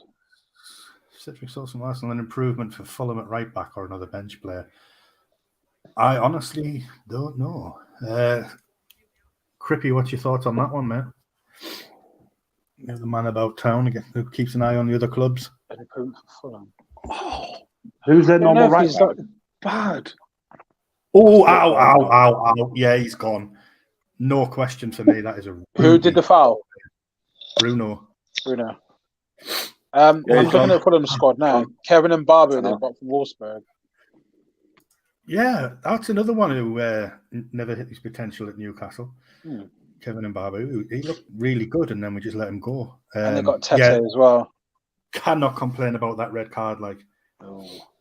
I don't know about Cedric because he was obviously good at Southampton, and then Arsenal was signing him as cover. Then he played for a bit, and then was a bit. So I don't know. Maybe cover for Fulham, but not a regular. The more you see it, the worse it gets. I mean, I don't know why he's complaining. I know all players complain about red card, but it's so bad. Yeah, obviously, there's no malice. He didn't mean it, but you've got to go for that. Reckless too. It's a career ender. He's nowhere near the ball. I've sent it to you two as well. It's in the chat there. But he's nowhere near the ball. I'm just pleased that it's so late in the game and we still. But that's a leg breaker. Yeah, that's what I mean. That's so bad. Yeah. Oh. Yeah, complain all you want, Bruno. That was shocking, mate. Shocking with a capital. You've still got James Ward-Prowse to take the free kick, yeah. If you get through, I'm more worried about that. will he miss the final for that? If you get through? No, he'll just miss the next league game or 2 or whatever it is. There might be a 3-game suspension. That it's a straight red, isn't it? Ooh, yeah, that's a little bit high. I don't know when the final actually is. So it's usually March, February. Isn't it? I was going to say February, March. Yeah. Yeah, I think You've just texted Jack to tell him to say that, haven't you? Fuck off. But you give a free kick there, you might as well have a penalty if you got JWP there. with no goalkeeper. It's an absolute free hit. Yeah, so he should, if he gets a 3-game ban, he should be back for the final. If we don't fuck this up now. Yeah. Yeah, Forrest has signed that Felipe from Atletico. Cool. Confirmed. Yeah, confirmed on Sky, yeah. Are they trying to hype up business happening when nothing's happening? It says, Nottingham Forest have signed centre-back Felipe from Atletico Madrid on a 1.5-year deal. He is their 27th signing since the summer. Deals for Keylor Navas and John Joe Shelby are still in the works. They could technically sign 29 players since the summer. Ridiculous. That's mad. It's just not called for. Oh, here we go. See, nothing concrete's going to happen, is it? Especially in the Premier League, at least. I mean, I know they've got a lot of the deals on 1 year or 1.5-year deals, but you think if you do go down, fucking swine. Financially, it's gross. It doesn't bear thinking about, does it? Like I say, it's growth. That's just prick. Has he actually scored? No. I totally believed him though. Ashley Barnes and Ashley Webb would have medicals in heaven. You heard it here first. Aye. And then I'm going to defend Westwood. He's not a bad little player. He works hard. We had him at Villa when we were pretty bad. Sean Dyche has left Finch Farm, so there you go. Yeah, no, he's coming in. There you go then. I mean, I'm sure they've tried. But they've left it way too late. An hour and 10 minutes left. Someone on the league takes longer than that to get everything sewn up, but yeah. Someone on the Leeds Twitter thing just put "Don't go to bed just yet," so something might be going on for us. They always do that, don't they? Don't go to bed just yet, and then you sold. Who was it? Who was the striker? Mike Smith. Smith. Oh, Matt Smith. Yeah, we went to. Yeah, don't go to bed just yet. That was brilliant. Right, it's Charlie Cresswell's left. He's not even the best Cresswell. Could Leicester join Stoke on a permanent deal? It's not even the best Cresswell. It's shit that though. He was one for the future. He looked like he was going to be a good defender. Him. We loaned out. I can't see Stoke coughing up mega money. You know what I was going to do for tonight? I was going to get, like, you remember back in the day when you used to have the Stoke gremlins behind the on-scene reporter? Yeah. I was going to have that as my background. I'll have that one where they had the dildo in his ear. Amazing. Yeah. Amazing. I was going to try and line that one up so I had the dildo in my ear. But the funniest one to that. I was thinking earlier we should have all wore yellow ties, shouldn't we? I was going to suggest that, but I don't like wearing ties. I've worn a tie for years. It's claustrophobic little pieces. Oh, Liam, good question. And I do know a little bit about Porro because obviously City. I think I don't know Tottenham's situation. If Tottenham need him to start immediately, but he's a very good player, and City might feel a bit silly for letting him go for so cheap because obviously Spurs have paid. I think they got him on loan, didn't they, with an option to buy in the end. But he was going to go for 40 million at one point, and then Tottenham did a Tottenham, and we're like, oh, hold on a minute, we don't spend money. Let's get him on loan first, and then do it the long way around. But yeah, he could well do. I think he's been playing regularly for Sporting, I'm led to believe. So yeah, could see him up close and personal. What did he go for in that deal? What was the final fee? Do we know? It was like $5 million loan fee, I think, and then right. Option to buy in the summer. So there's been a lot of this loan to buy deals going about, aren't there? It's low risk. Low risk, isn't it? It gives you time to then stump up the cash, and you get to see the player to begin with. It's weird though, isn't it, to see if you're a selling club, your best player leaves on loan. It's a weird thing. Like with Cancelo, he's left on loan technically. Yeah. Oh, they went for a permanent deal. 39 mil. That is not like Tottenham. That is not like Tottenham at all. Jack. Let me just have a quick gander. Kill me off. Medical books, yeah. Because City sold him for like $8 million to Sporting in the summer. Now he's gone for nearly 40. So They'll get some money of that though because they had a sell-on fee. I think they'll make nearly £10 million from that deal. They got 30% of a sell-on fee, so not bad. But the irony is obviously they got rid of Cancelo and they could have done with a good fullback now as well. So yeah. Shot themselves in the foot a bit there. Especially getting rid of Zinchenko as well. That was really dumb. Really fucking dumb. That was more dumb than Sterling and Jesus. Arrival, and Zinchenko is a good egg. He's a good egg and a good player. Yeah. Reece Carter, new name in the frame. Thanks for commenting. What players do you like for Everton that we can possibly get in the next hour and 10 minutes? Yeah. on how can you sell Richarlison and Gordon and not replace them? It's there's just no logic at all. How can I knew that was coming. Yeah, of course it was. But how can Sean Dyche come into a team second bottom with a worse squad than Rafa Benitez and Frank Lampard, and then not even get backed? It's just no words. I just can't believe they've done it 2 seasons in a row and changed the manager with like a couple of days. Like, not it was a few hours, Frank Lampard, but a couple of days left on the transfer window. You brought They're not United, though, are they? When he said, "Oh, I'm not the one who makes those decisions about sacking Lampard," he wasn't kidding, was he? He's like, there's no one voice coming from the upstairs of that club. No. Well, it's just a joke because, like I said, you can't lose 2 players and not replace them, and then everyone keeps kicking off at like Felwell saying, "Well, he spent the money on Richardson's money to McNeil and Mopé." But if people actually think that they're his sort of players, then have a day off. Dyche should be delighted with that, wouldn't he? He loves a slightly good technical player that played for a scrappy club. Fucking McNeil, he'll be delighted with that. 7 minutes of injury time. Honestly, I think they'll be fine. I think they'll be fine, Everton. I really do. We're the only team that haven't signed a player today. But honestly, he'll make you efficient. The players you haven't, the squad you've got right now, he will get them just giving 10% more, and it'll make all the difference. Because Lampard almost drained the life out of the players, drained the life out of him as well. And when you get in someone new with a different approach, and like I say, he's working them like a dog, they're going to be up for this. Because if they're not up for it, they won't play. Dyche doesn't carry players, does he? So. Because one of the pictures I saw to Jack this morning was a picture of Sean Dyche watching Yerry Mina training. And it said, and the caption was, "You dare say you've got fatigue? I fucking dare you. Do it." Yeah.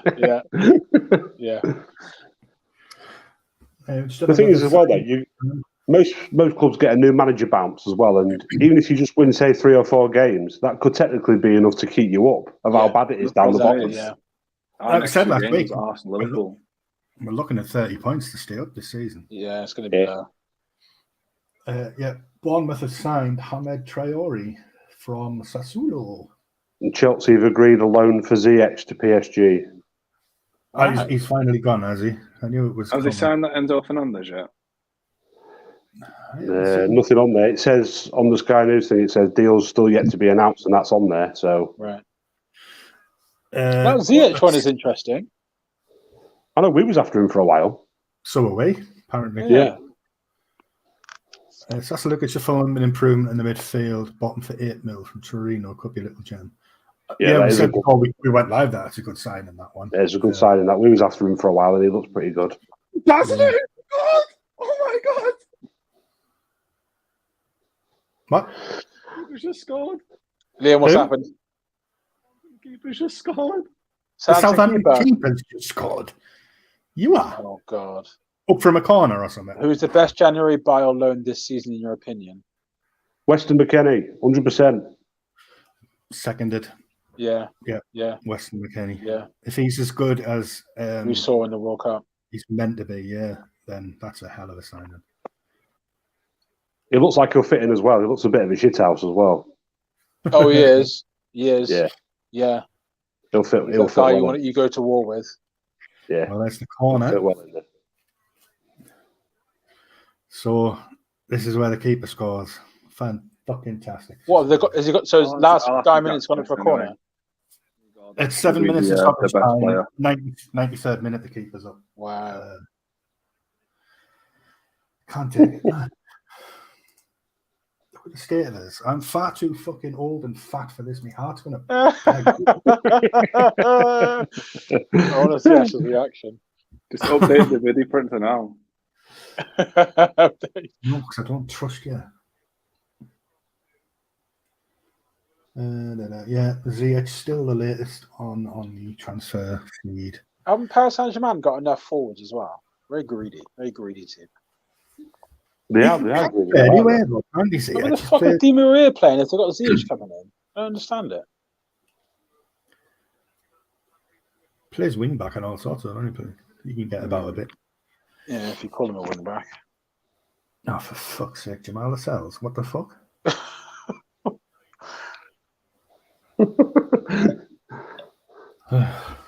Are you sure about this? You were only a minute ahead. Yeah, no, I'm taking the piss. He's not taking the corner yet. I'm fucking knock you out, you ginger scout. If they score now, though. Good God. Honestly, you were killing me there. I'll give Oscars. Good acting. Good acting, yeah. To be fair, I believed him. I believed him. Me too. Me too. Totally believed it. He was incredulous. Right, Kev. Welcome back, Kevin. Thank you for joining us again. You missed Liam being an absolute shithouse. 7 minutes, 5 minutes have been Isaac on the floor. I know. This better not be like. If Lascelles scores an own goal, though, that'll be funny. Because he is dog radish. We should have got rid of him. Hello. You've been doing it systematically, though, Ash, haven't you? Like, rather than trying to do too many moves in one, you've been just edging out the ones that play the least bit by bit. So he obviously he's on that list. Yeah, I said it last night in a comment on another podcast that there'll be a massive clear out in the summer. Yeah, you don't want to do it straight away, but if we end up with a European place, we're going to have to have a clear out and get a fair few in as well. We're going to have to go Chelsea/Forest style, I think. A little bit. So 29 signings. Yeah. Just a total refresh. Hit the reset button. I've got to say, fair play to Shelby, because apparently it was him that said he wants to leave because he wants to play more, not Eddie Howe kicking him out. Eddie Howe would have kept him. So that's Eddie Howe didn't want to go, but he was 2 games away from getting a new contract extension, but it would only have been a year. Right. And Forest offered him 2.5 more money. So job security, yeah. But I love the fact he's come back up to watch this match, and then he's been out on the pitch at half time. Fair play. Saying his goodbyes to the team and that. What I was going to say, I said I had a theory about Shelby before we came on. Did you not sub on? Who did you sub on before you double sub? We did a triple sub earlier on. It was St. Maximin. Did Jacob Murphy come on? Scarecrow, yeah. Jacob Murphy came on, yeah? Yeah. He's just been subbed off. He's been subbed. I know he's actually just gone off because he was injured. Yeah, no, but Jacob Murphy's also. Oh, yeah, there's Elliot coming on there. Wow. Oh, God. Elliot Anderson. Yeah, little Elliot. Just before you go on, there's a weird one there. Spurs have terminated Doherty's contract.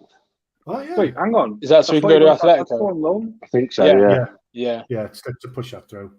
Yeah, that sounding didn't work. In fact, Wolves had a few of their players taken by clubs, like, with Cody and Doherty and stuff, and it's not quite happened for them. They're kind of system players. Well, just come through. Chelsea agreement reached with Benfica and this. Wow. Yeah, finally agreed. Boarding set to be completed. Club running to get documents signed before the end of the window. Yes, what I was saying about Shelby before, we were on about how, again, this was on the Evermore podcast I was watching last night. They were on about how Shelby sort of had a dip in form for a couple of years, really, where he just seemed a bit out of his depth. But I genuinely think he was too good for us at that time. We just didn't have any players around him who were on his level. And it made him look shit because he was playing these passes to players who weren't expecting it or couldn't get on the end of it. He's a phenomenal player, Shelby. Obviously, sitting in and around the England camp for so long. It was just he came to Newcastle and ended up in a squad that wasn't good enough to be on his level. Well, the irony is the Newcastle that are doing now. That's kind of what Shelby joined them for initially. It was because obviously he wasn't quite good enough for Liverpool, but he was meant to be joining a team that would be a good, solid Premier League side in the top half kind of thing. Newcastle had their struggles. Yeah. But obviously that didn't happen with Newcastle. They dragged him down, His debut was phenomenal against West Ham. He was absolutely brilliant. I was sat there watching thinking, we have got an absolute baller on our hands here. And then, like I say, the team around him just wasn't good enough. Yeah. I'm glad he's appreciated by his fans for what he's done. Definitely. It's 7 years, man. It's a big thing. Yeah, Will Bruno be suspended for the final? That's what I asked earlier. I cannot work it out. I don't know how many games there are between now and the final, but it looks like he's going to get a 3-match suspension for that easy. I don't think he'll miss the final. You won't miss it. There's enough games in there before the final. I hope so. I mean, we've got cover now for the league games, so I'm not too worried about that. But I'm sure it's like usually towards the end of February, start of March. Because remember when? March rings a bell. I remember when it was City Liverpool. February 26th. Came back from Australia. And February 26th. Yeah. Yeah, Liam's right. That's only 3 weeks away, though. Yeah. At all, that. But I think if you've got games every 4 or 5 days, there's going to be quite a few in there. Well, look at it this way. West Ham, Bournemouth, Liverpool in between. West Ham, Bournemouth, Liverpool, Brighton would have been that weekend. So, 3 games. That's fine. I can live with that. Jordan in the middle then against West Ham. Absolutely. It's going to have to be now. Have to do it. Would you take your score on a free at Everton? Take anyone at the minute, surely. Yeah. Oh, God, no.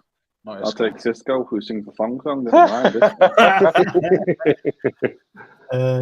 Everton have had enough of players that have passed it, but, riding off their former achievements. Isco, I liked him, but he's... There's some breaking news from Everton on here, Liam. There definitely isn't. I bet there isn't. No, there is. It said Can I guess? Can I guess it? Yeah. Is it to do with a Palace striker? No. All right, go on then. It says Dyche leaves Finch Farm, but no business at Everton yet. Sean Dyche has left Finch Farm training ground. Director of football Kevin Thelwell is still inside, along with the club's media team. What the fuck are they doing now? Not communicating. Yeah, not announcing Rondon. It's time for Germany. Yeah, he's gone to Union Berlin. Collapsed with medical. Gone to Liam, and that's full time. We are in the final. Newcastle in the final. Man United. Or maybe good chance to silverware now. It's there. I'm terrified of Man United at the minute, though. I remember last time we played him in the cup final was 99, I think, wasn't it? When 99, FA Cup final. I watched that at my friend's house. 2 years in a row. I was in Blackpool on the piss.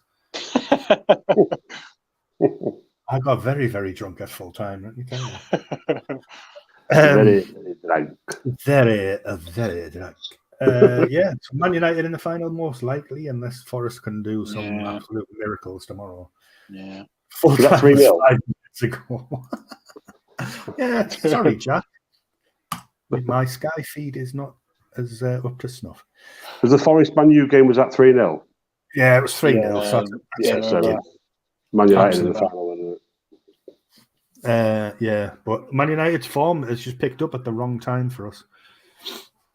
And like I say, if Andy Carroll could have injured Casemiro instead of Christian Eriksen, we'd have been all right. Or both. Both would have been preferable, yeah. The thing is, an animal. Newcastle haven't been giving away defeats, though. They've been very good at just not losing. So that's what will give you hope. If you asked us like when the World Cup break kicked in, I wouldn't have feared Man United at all. But now that their form's picking up and we have a fucking abysmal record at Wembley. We just got absolute shit. It's because of nerves. The nerves, isn't it? Yeah, but at the same time, like I was saying this to my dad the other night, both clubs are completely different from the last time they were both like at Wembley. Yeah. Top to bottom, really. So there shouldn't be any of that lingering hangover, that sort of, I don't know, that shit mentality that we can't it's achieve more the things pressure. at Wembley. isn't it? Because it's like, it reminds me of when Arsenal got to the FA Cup final against, I think, Hull, and they were 2-0 down. It's just that pressure of we should be this team now, but it's that imposter syndrome almost, where, like I said, there's no reason Newcastle can't win that game. But it's if they can go out there and believe they can win it, and if they can be brave like they have been in the Premier League. Yeah, that whole game, I remember watching that. So watched it one of the last days at uni. Mate put a fiver on Curtis Davis to score a header in the first 10 minutes, and James Chester to score in the first 5 minutes. Bloody hell! What? The goal came in because he was throwing money away. Yeah, I know. Bizarrely. Did he get pissed? I can't remember too well. He must be a millionaire with those odds. It was hashtag frisky. Hashtag frisky. They ain't signing anyone. Yeah, Hull should have won that. Steve Bruce probably ruined it for him, as Steve Bruce just ruins everything, let's be honest. I was happy for Arsenal, to be honest, because Wenger was obviously getting loads of pelters at that point. And I was covering Arsenal for my job, so. Oh, well. Is Harrison Ashby from West Ham to Newcastle a $3 million good sign of the future? Yeah, it's a brilliant signing for the future. Is he 70? I think he's a bit older than that, actually. But a hell of a sign. For $3 million, I can't believe we've got him that cheap. Given how highly rated he's been at West Ham, the West Ham fans have gone absolutely fucking psycho that they've let him go. They did it with Dean Garner as well, West Ham, didn't they? They got rid of him. We took Sonny Perkins off him, one of their youngsters, and the Twitter was in meltdown when we signed him. Yeah, I can't wait to see what he can do. By all accounts, he's just a mini Trippier. He's not mini; he's an absolute unit. But, like he'll take him under his wing, won't he? And exactly. I think it'll be beneficial for him for the future. Yeah, huge. You couldn't pick anyone better to learn from at the minute. Newcastle have been getting bargains for the last 18 months. We absolutely have. Bruno Guimaraes fucking standing on someone's ankle aside is still a snip at 40 million. I see some I think might have been on TalkSport actually, but they were saying Newcastle has spent really well up until this Gordon transfer. That's the only one what's sort of blown it out of the water. All the rest have all been bargains, haven't they? They have got some good bargains in Newcastle. Chris Wood, 25 million. Wood aside, and then Gordon. But most of Newcastle have had a lot of restraint. We know why that Wood signing was, though, wasn't it? That was to send Burnley down, wasn't it? Yeah. Yeah, I'll never, ever question that signing because, like I say, he wasn't prolific. He did do a decent job, but he was more to weaken Burnley than he was to strengthen us, I think. Yeah. Which helps us all. Yeah, true. We all benefited from that. We should have chipped in with his wages, shouldn't we? You should have took him back on loan. But that's what United did that brilliantly, didn't they, with Van Persie? I said, what signed Van Persie will win the title? You lost your striker. Thank you very much. You're not going to be on our level this season. Bayern with Lewandowski. It's just so insulting, isn't it? Man United went through that spell where whoever anybody was after, they just bought him anyway, just so they could buy him, and so no one else had him. Chelsea, the masters of that as well. Chelsea are the best club of that, with John Obi Mikel. Hadn't even heard of him. Like, oh wait, we want him. They were brilliant. It's like when your club are out, or you hear these rumours about when you're after people, you think just don't say anything, just shut up and just get it done and don't tell nobody. It's agents trying to get a better deal for their client because they don't care. They don't mind if another club comes in. But if you're the Bayern club, you're livid because then the secret's out. Yeah. Lokonga's gone to Palace on loan from midfielder. Arsenal. Oh, he was. So he made that mistake for the Man City goal in the FA Cup where he was didn't know where he was. He was all over the place in midfield, and all the Arsenal fans were trashing him. So yeah, he hasn't done too well. Did you say he's got to Fulham, Ash? Palace, sorry. Yeah, Palace. Yeah, I just saw that. And apparently, we've asked Palace about Jean-Philippe Mateta if he's available. Apparently, Liam, good signing. Interesting. If you can get him. Liam, Everton have had a bid rejected for Giroud. I've seen that one. Just come up now on Sky. Why? Yeah, I mean. Aye? Why Giroud? That's a weird... I'll take him. Yeah, but why would he go to Everton?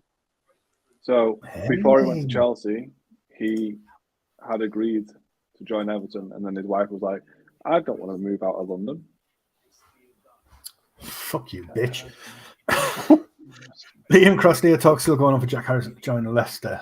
I don't know, are they, Andy? I've not heard anything since tea time. The last I heard was they was interested for about 25 million, but they're just trying to sign that Harry Soton from Stoke, the young centre-back. So I think their budget's sort of tied up in that at the minute. And I don't think Leeds would let him go without bringing anybody else in to replace him.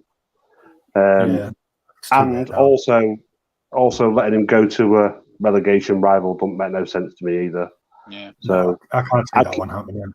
I'd keep him. You know what I mean? His nickname's Hot Gold Harrison. He's one of them players who'll get you an hat-trick or go on a mad run of assists for 6-7 games and he goes missing for 10. But I'd keep him at the minute. I'd keep him. So as far as I'm aware, mate, nothing's been said. Last tea time was that he wants to stay, and that was the last I heard. So hopefully it's 11 o'clock or is up and it gets tinged off and he won't be going nowhere. Yeah. Kevin's riding the high of Newcastle getting into the final. Got hope that we'll get somebody in before deadline day. I don't. Before 11 o'clock, I doubt it. And how on earth are Forest getting so many players? Busy negotiators. And if Everton signed anyone, don't bring it up, Kevin. It's having a pop, Kevin. Again, man. Leave him alone. Leave him alone. I'm trying to get my head around this Matt Doherty thing. Tottenham have cancelled his contract by mutual consent so he can move to Atletico on loan. How does that work? No idea. I think he's just a free agent. He's just gone there for the rest of the season on a short-term contract, I think, but I don't know. I'll look it up. Yeah, it says here, Atletico free agent, Matt Doherty for the rest of the season. You know what? I should have read the fucking thing, shouldn't I, before I commented. There's a lesson in there somewhere. We should talk about that, actually. Now we've still got 45 minutes to kill while we keep an eye on transfers. Let's talk about life as a football writer. Because we get a lot of fucking shit, don't we? Yeah. I don't read it. I don't read it. You boys might do, but I don't see any of it. I have to remember to bite my lip sometimes rather than comment, but I just can't stop. I have to comment sometimes. Jack, you finish your food now, so stop being a little funny and get in. Jack, come on. Join the crew, Jack. I had a pop at Ash the other day. Ash put up an article and I had to go at Ash just for fun. That was funny as fuck because that was the guy, wasn't it? Yeah. Right, so here's the crack. I put up an article. I wrote it on the morning. Posted it about. I think I scheduled it to go up about an hour later, and then between that post going up and this guy commenting, things had changed. It was when Sean Dyche had come in. So you pondered if the Gordon deal might be iffy because he's come in. Yeah, would it throw a spanner into the works? Yeah, fair question. I thought, Yeah. Posted it, put it up, and then someone said, "Oh, this is what you get for spamming your opinion piece." Mate, at the time when I wrote it, it was fucking relevant. Exactly. Yeah. Like, what are we supposed to do? Just go back and delete everything once the news becomes outdated. In our line of work, it always does. Like we make predictions, and then things change so or whatever. Especially like we could sit on a morning, blast out 10 articles, scheduled for the rest of the day. Yeah. You don't know by the time that article you wrote at 9 o'clock in the morning goes up at 8 o'clock at night. It's totally irrelevant. Exactly. But it's gone now. Deadline day is a nightmare for that because you think, oh, loads to talk about today, but it's like this all has to come out within the next 2 hours, otherwise it's all going to be outdated. I haven't said Rondon is lurking around at Finch. Trying to get back in, using his pass. Jack, come on, get on the pod. Stop being a maggot. We've had no guests come on properly yet. It's been us mugs. Winging it. Chelsea's deal with Enzo has gone through. I thought we had another guy coming on anyway. Another guy coming on. He couldn't get home from uni in time. He said he might pop on, but I don't think we'll be seeing him. I have to say, Premier League's been missing Sean Dyche. Oh, absolutely. Absolutely. I will say, though, about Dyche, he thinks he's like not quite Brenty, but he's kind of aware that he's got a bit of a cult following in a way. Absolutely. He thinks he's like the banter guy, and I need him to know that he's not. He's not the guy he thinks he is. Does he say, "Oh look, there comes Hull down the motorway"? It's just because Dyche thinks he's like one of the lads. Then he's like, the lads. Yeah, it's good banter. It's like, yeah, but Dyche, you're the manager, mate. They laugh at you behind your back. I don't think you're an arsehole, but you'll never be one of the lads, Anyway, we're talking about the day in the life of a football writer who, how dare you voice your opinion? How dare you say this? It's not that though, it's the comments, isn't it? It's the people who comment on an article that they haven't read. Yeah. With a question that's answered within the article. Yeah. Or making a statement that is the same one that is within the article. Or just commenting based on the picture that comes up. Or if you're asking the question to generate a response, you want a debate, and they're acting like you're an idiot for asking the question. It's like, no, I want you to give your opinion on this. I'm not saying I believe this. I'm just opening it up to interpretation. Yeah. I like it when you just get abuse. That's the best ones. They're for the funny ones. More clickbait shite. Yeah, it is clickbait because I need you to click it. Yeah. My wage depends on you clicking that link. I'm not going to fucking hide away from that fact. Aaron Ramsey joining Middlesbrough on loan from Village Street. Yeah, me too. How about you tell us, Jack, instead? Tell us instead of typing. Yeah. A lot of fans are a bit iffy about Aaron Ramsey going because it didn't feel like he needed to. I know he wasn't playing a lot as he probably hopes to, but yeah, we do that sometimes. A player looks like promising and then you just tail off. Yeah, Kevin's very active in all the Newcastle groups I'm on. Puts a post from like reputable sources, and then I get pelters for basically saying the same thing. We're putting my own spin on it, and and I'm the dick. I just do so much opinion, so I know I can't read the comments because I'll get absolutely torn apart. You're wound up. I like them ones when you post an article and they put, "Oh, I see this on Sky Sports this morning." Yeah. I know, that's why I'm telling you in case people haven't seen it. It's like, do you honestly think I'm a fucking club insider that I have my own sources, mate? That's it. Yeah. Just on the thing of that Chelsea thing, the FIFA agreed, Kev. Fernandez is 105 million. So that's a British record. 605 million they've spent.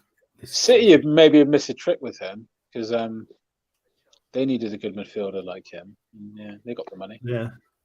Carrick has done an excellent job for Borough. Absolutely. Giroud not interested in Everton move, it says. It's too bold, though, isn't it? The photo that I've just sent in the group. This has just been put up outside of Goodison Park. Just putting and it on it's been taken down straight away by police. By the police? Oh, grow up. It's a great one. That's great. It still looks like Liz Truss. But yeah, you can't. Why take it down? It's the right to protest. It's not like the Rafa ones where they were going and throwing bricks through his fucking. I know. But that's what Liam says when they're trying to make this thing of us against them, as if the fans are out of line for being unhappy with how the club's being run. For daring to have a voice. Yeah, like that flag or whatever you call it, flag or picture. That's the tamest possible thing I could imagine. It could get so much worse than that, and they're acting like they're so offended by that. You're a clown. Why not do a job so that the fans will actually respect you, and then maybe they won't call you a clown. But again, we are talking about the same club hierarchy that made up some fucking headlock story. So Oh yeah. Now it's Dyche getting them all headlock, monkey scrubbing them. You will fucking run.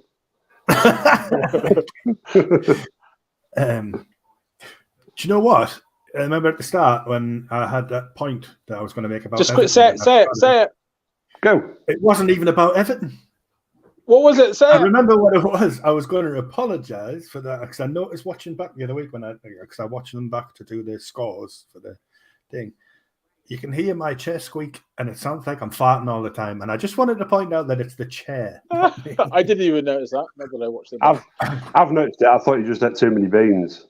The only reason I mentioned is because I was like on Call of Duty with mates last night, and it was like it was just farted, and I'm like, that was my chair. I just remembered that you can hear it on the podcast. So there you go. Right, we don't need that score. So on the subject of writing, how would you describe yourselves as writers? Like, what is your if there's an article that's written that's in your voice, what topic do you often like to go for, and how do you kind of approach it? Because I've definitely got a style. When people read mine, they know it's me, especially with what I cover. But what's your thing, or are you kind of varied? Personally, yeah, I've been doing this now since July, and I haven't nailed down my style yet. Okay. It's not the same style I use for writing anything else. Sometimes I'll go full on fucking Sky Sports serious, and other times, like yesterday, I was on about Madison, and I threw in a reference to a fucking 1984 film Splash. Sometimes I'll just go off on tangents and try and make it amusing and a little bit more entertaining. That's what I struggle with. Mine has no personality. Very robotic. I could put loads of it, but because of news now, I daren't. Yeah. I even put like a censored swear word in once and got told to take it out. Yeah, or if a tweet's got a swear word in, they don't like it. Yeah, even obviously Newcastle sponsored by Fun 88. I put in the headline about somebody winning the Fun 88 Player of the Month, and I got told to take Fun 88 out of the title because of what's gambling. So there are a lot of things that can ruin you using your own tone of voice. I think that's why I started at the 13th reel, so I could write in my own tone of voice for something. Yeah, you're in charge. What do you like to write about? Do you know what? I find the match previews usually the best ones to write about. Okay. Yeah. Just like speculating on lineups and what's going to happen and score predictions. And I like doing those. Yeah.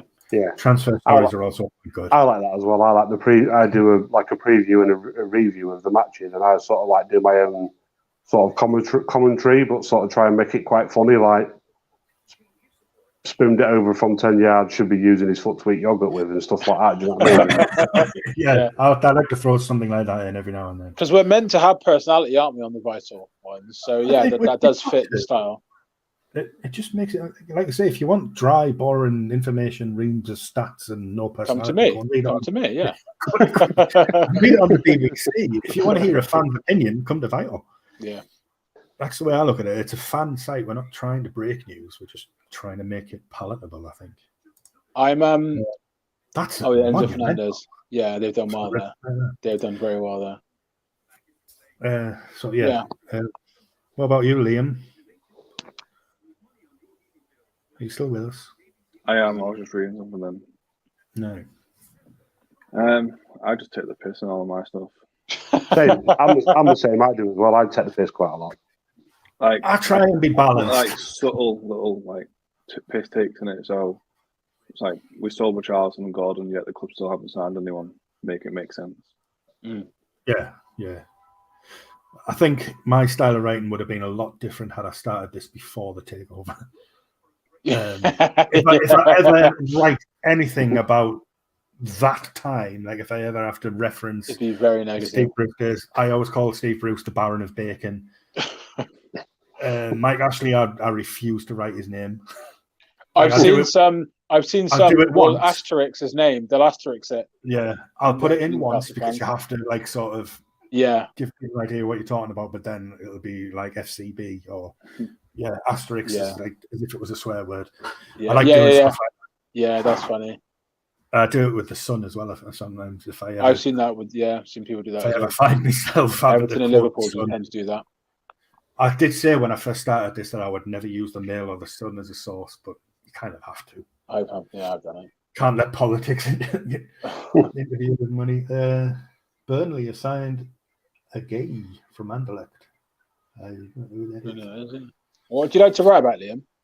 What's your favourite type of article to write? Well, it all depends. So I mean, I don't have a set. I like to give my opinion on it, but then it's just having to get that opinion from voice to writing, isn't it? Yeah. And then obviously having it make sense is a lot easier than saying it. But Kevin's in. He obviously just got back from a church. Shelby's in the dressing room when Newcastle team after the game. That is a touchy pass, that. Yeah. I think Liam's not happy with the way things are going at Everton. Don't blame him. No, I mean, we take the piss, but as a Newcastle fan, we've been there, we've lived through it. It's fucking horrible. So I do feel bad. That's actually a good point. You've reminded me of. I wanted to not say it directly to Liam, but in regard to Everton, is that remember when Mina was The fans were talking to me now, and he was saying, "I'll give my blood for the club and all this kind of stuff." It's like, yeah, but you won't, because you can leave and have a career. Everton fans will support that club until they die. Lad, you've been injured for the 3 years you've been here. You played about 6 games. You know, it doesn't mean the same. Fans aren't going to leave Everton no matter what happens to the club. They will always be Everton fans, so they have to live with this. Whereas, and that's what players can have that separation where you could play for the club for 3 years, piss off, and never think about them again. But fans are always going to remember these moments, as you know, and it's horrible. Ben Foster was talking about it the other day. He was on the James Lawrence Alcott channel, and he was asking them like difficult questions, like saying, "Now that you're not in the game anymore, you can answer them." Yeah. And he was like, "How much do players give a shit about the fans?" And he was like, "It's about 25% of them actually care, because they've actually know the ones through the club, or they've got a connection there, or they've been there long enough that they get it." But most of the time, it's a job. Of course. He said perfectly, like, if you're working at Sainsbury's for 20 quid an hour, and Tesco come along and say, do the same job for 30 See you later. You're going to go. Yeah. And I don't know, it's like some fans just can't seem to get their head around that fact. They'll bang on about I've long said this. Mercenary, he's loyal, not loyal. I know, I've said this a million times. Why the fuck would he be? You signed a player from another club. It's not his club. Yeah, but they sign a player from another club. It's like, but then that player wasn't loyal to that first club. So why do you think he'll be loyal to you too? You know, the players want to move up, don't they? The only time that argument holds weight is if it's somebody you've brought through the academy and turned into a star. Yeah. Jack Grealish. Yeah. But he did it the right way. He did it the perfect way. And even still, he gets pelters for it. It's like, well, then how can he leave? He left on good terms, made us a ton of money, and played well up until he left. He didn't down his tools. He was the reason why we had some money in the transfer market and had a good season. But some fans just think they have to stay forever. It's like, he's not going to do that, is he? If Man City come along, he wants to be the star for Man City, earn big money, be a star for England. He's got to make that decision to go. How can you begrudge him about that? I think it's just because it's painful losing your best players, isn't it? You want them to be loyal, but like you say, it's your job.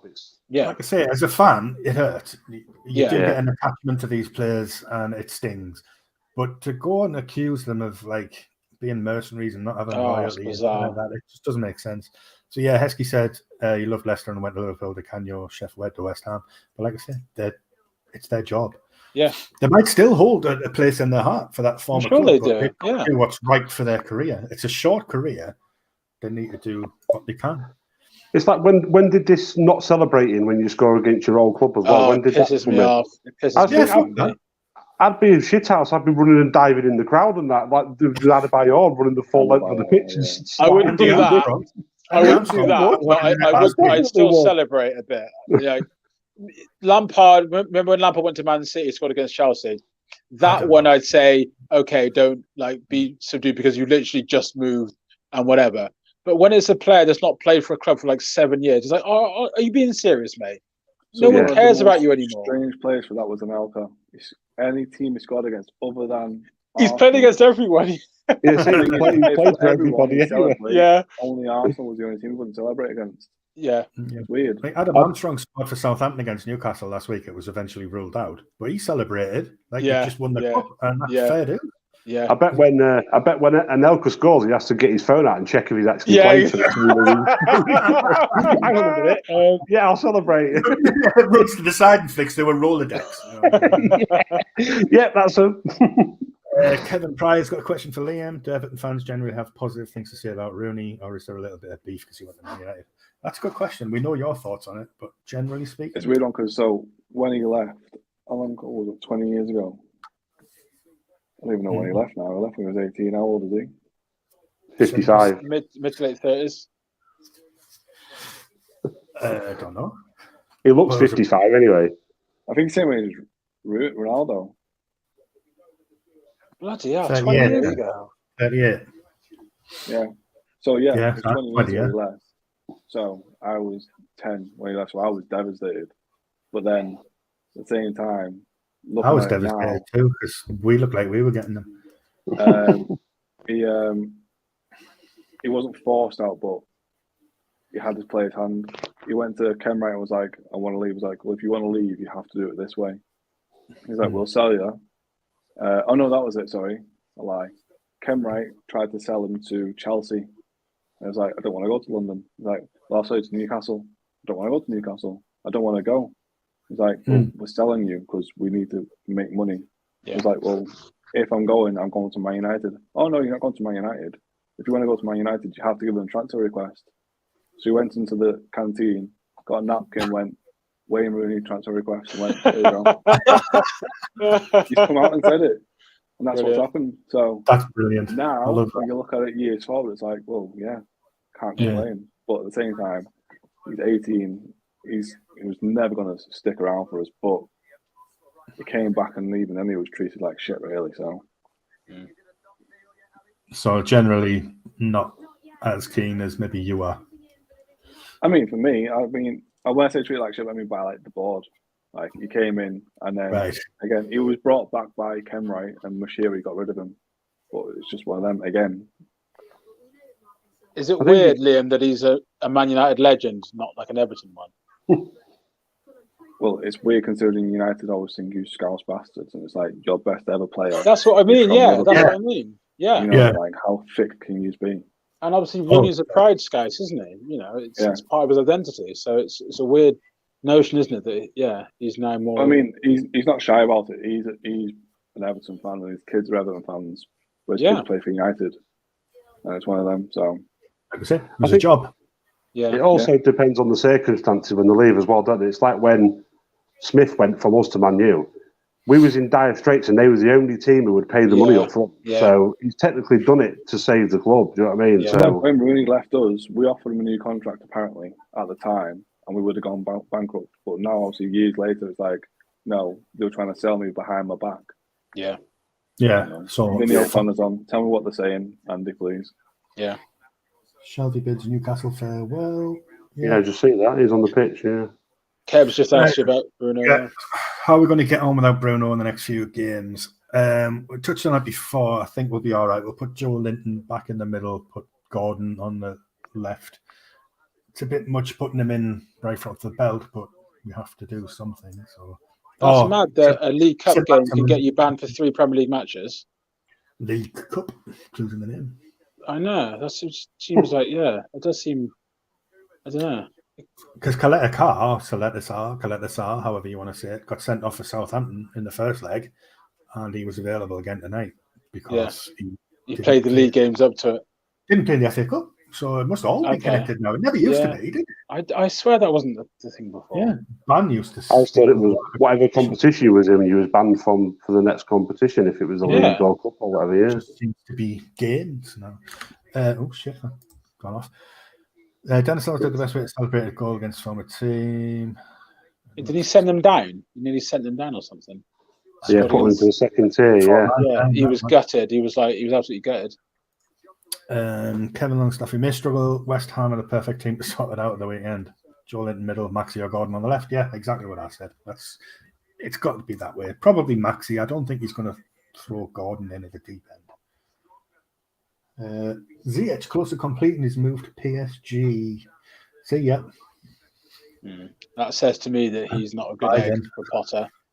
Yeah, it's good that Potter's starting to get rid of players. Yeah, so just bringing 1,000 in.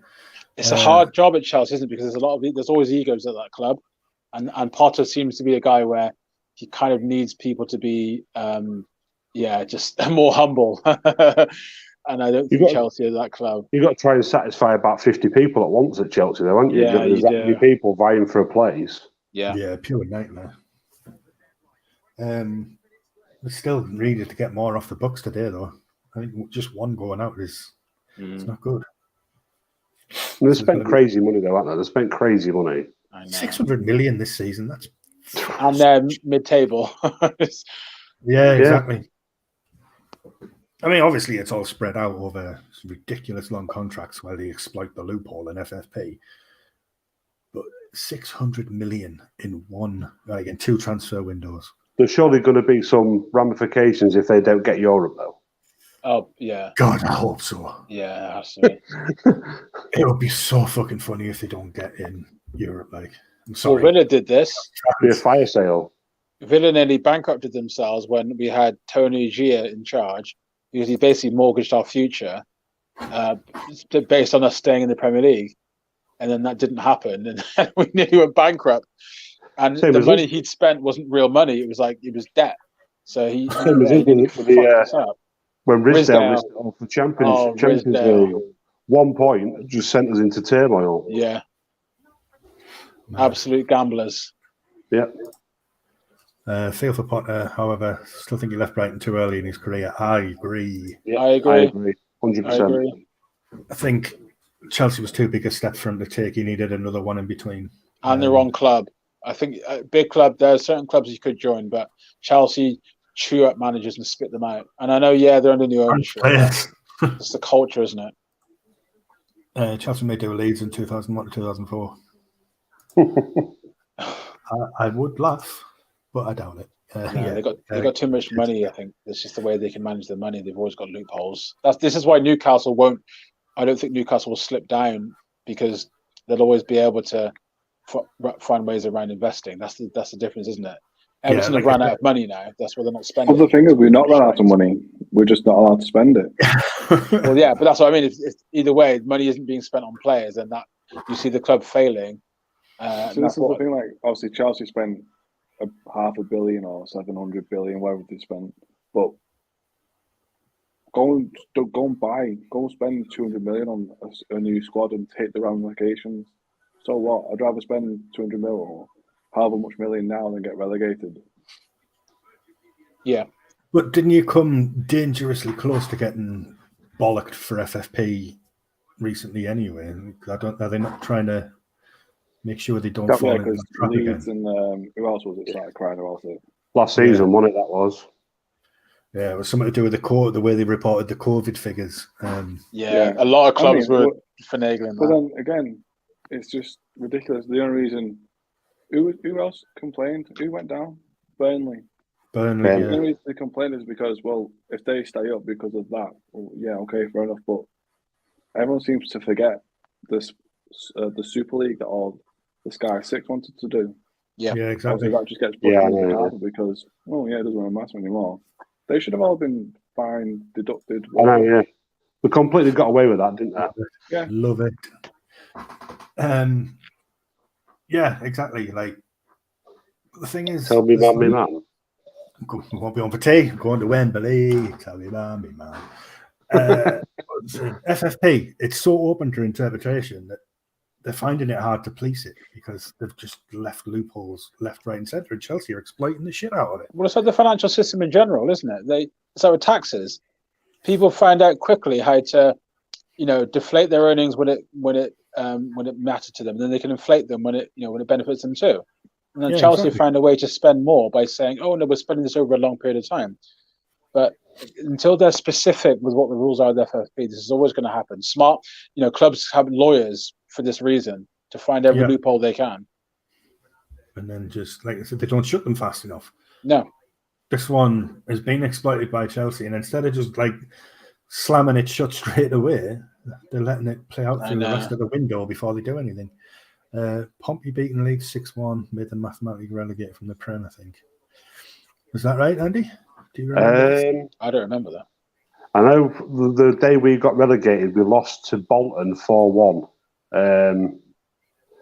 We went 1-0 up, and then we had to win, and we lost 4-1 to Bolton. I'm not sure whether we was getting mixed up with that one, but I know we lost to Bolton, and that's what basically sent us down. It was. Kevin is a Pompey fan, so he might. Yeah. Leeds went down the same year Rooney joined Man United, weirdly enough. Yeah. Well, to be fair, everyone beat us that year. That's why we went down. So it's kind of how it happens, isn't it? Still trying to block that memory out. So cheers for that.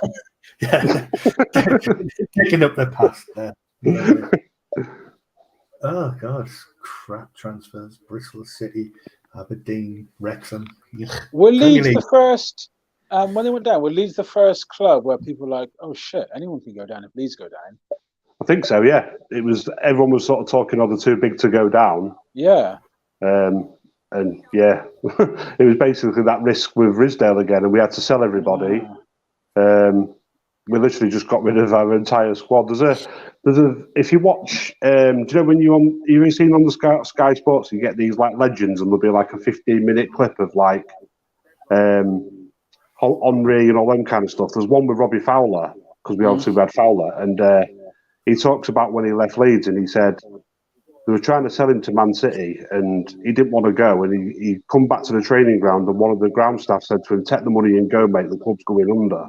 Wow. And that was him gone, and then literally we just sold everybody that season. Just keep on the streets, mate. Just get yourself down there, have a good time, get on the streets, be right. Because Forest were obviously massive when they went down, but by the time they'd gone down, their squad was a mess. It wasn't really a shock. They were pretty crap. And obviously Blackburn the same. But Leeds obviously it wasn't long ago since they were doing really well. So it was a real, big turn of events there.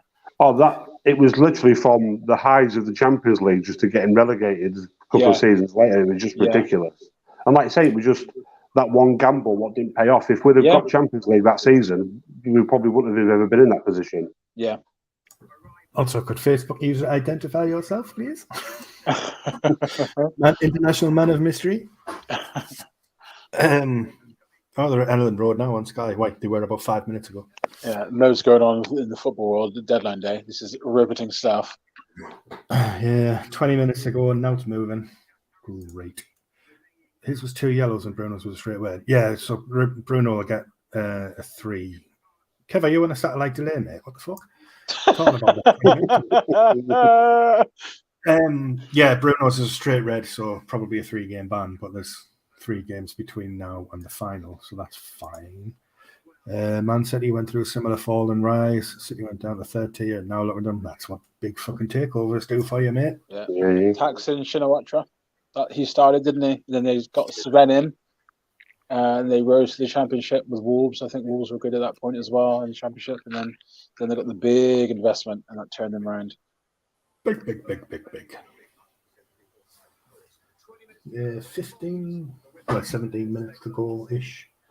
Liam gets more depressed every minute on the clock ticks. I know. he's gone, man. He's not listening to us. He's going to do a deal. I don't think it's going to happen. He's on Twitter listening to fucking Everton fans going wild, aren't you? I must be the only one who's optimistic about Everton this season. I honestly think that it's not going to be pretty, and the squad's not incredible, but I think it's enough with Dyche in charge. I think it'll be all right. Last Tuesday, obviously, it came up that the club was up for sale, wasn't it? And then 15 minutes later, we released that YouTube video of him having the interview with the fan advisory board. I've watched that now. I watched it last week. And in it, he says, "We need a striker. We will go and sign a striker. We will strengthen in this window. Judges at the end of the transfer window. Ooh. We will do this. We will do that." Consider yourself judged. Yeah, big time. Sean Longstaff's best game for a while. Buzzing, it absolutely was. It was good to see him get his shooting boots back on again after some of the fucking howlers he's had the last few games. I think some of them have knocked Elon Musk's satellite links out of us. City good feel starting to me when they won that classic playoff final against Gillingham. Their Pulis is still smarting over that. God, Johnny Pulis. Gillingham. There's a name. To be fair though, actually getting a finals is a good achievement considering where you was 18 months ago. Yeah, it's exactly what I said to in my match preview today, that no matter what happens tonight, even if we go out and get battered, the fact that we're in a semi-final, considering we were like rock bottom this time last year, it's massive. We're in a semi-final and 3rd in the league. That's crazy. Yeah. And now we're in the final and 3rd in the league. It's absolutely. Normally, you just bomb off the cup games, don't you, just to focus on the league? Yeah. Consolidate. Anthony Gordon had a great reception. That's good. I obviously had the volume down, so I do know. See how the Newcastle fans have come out though. Look now, #plastic.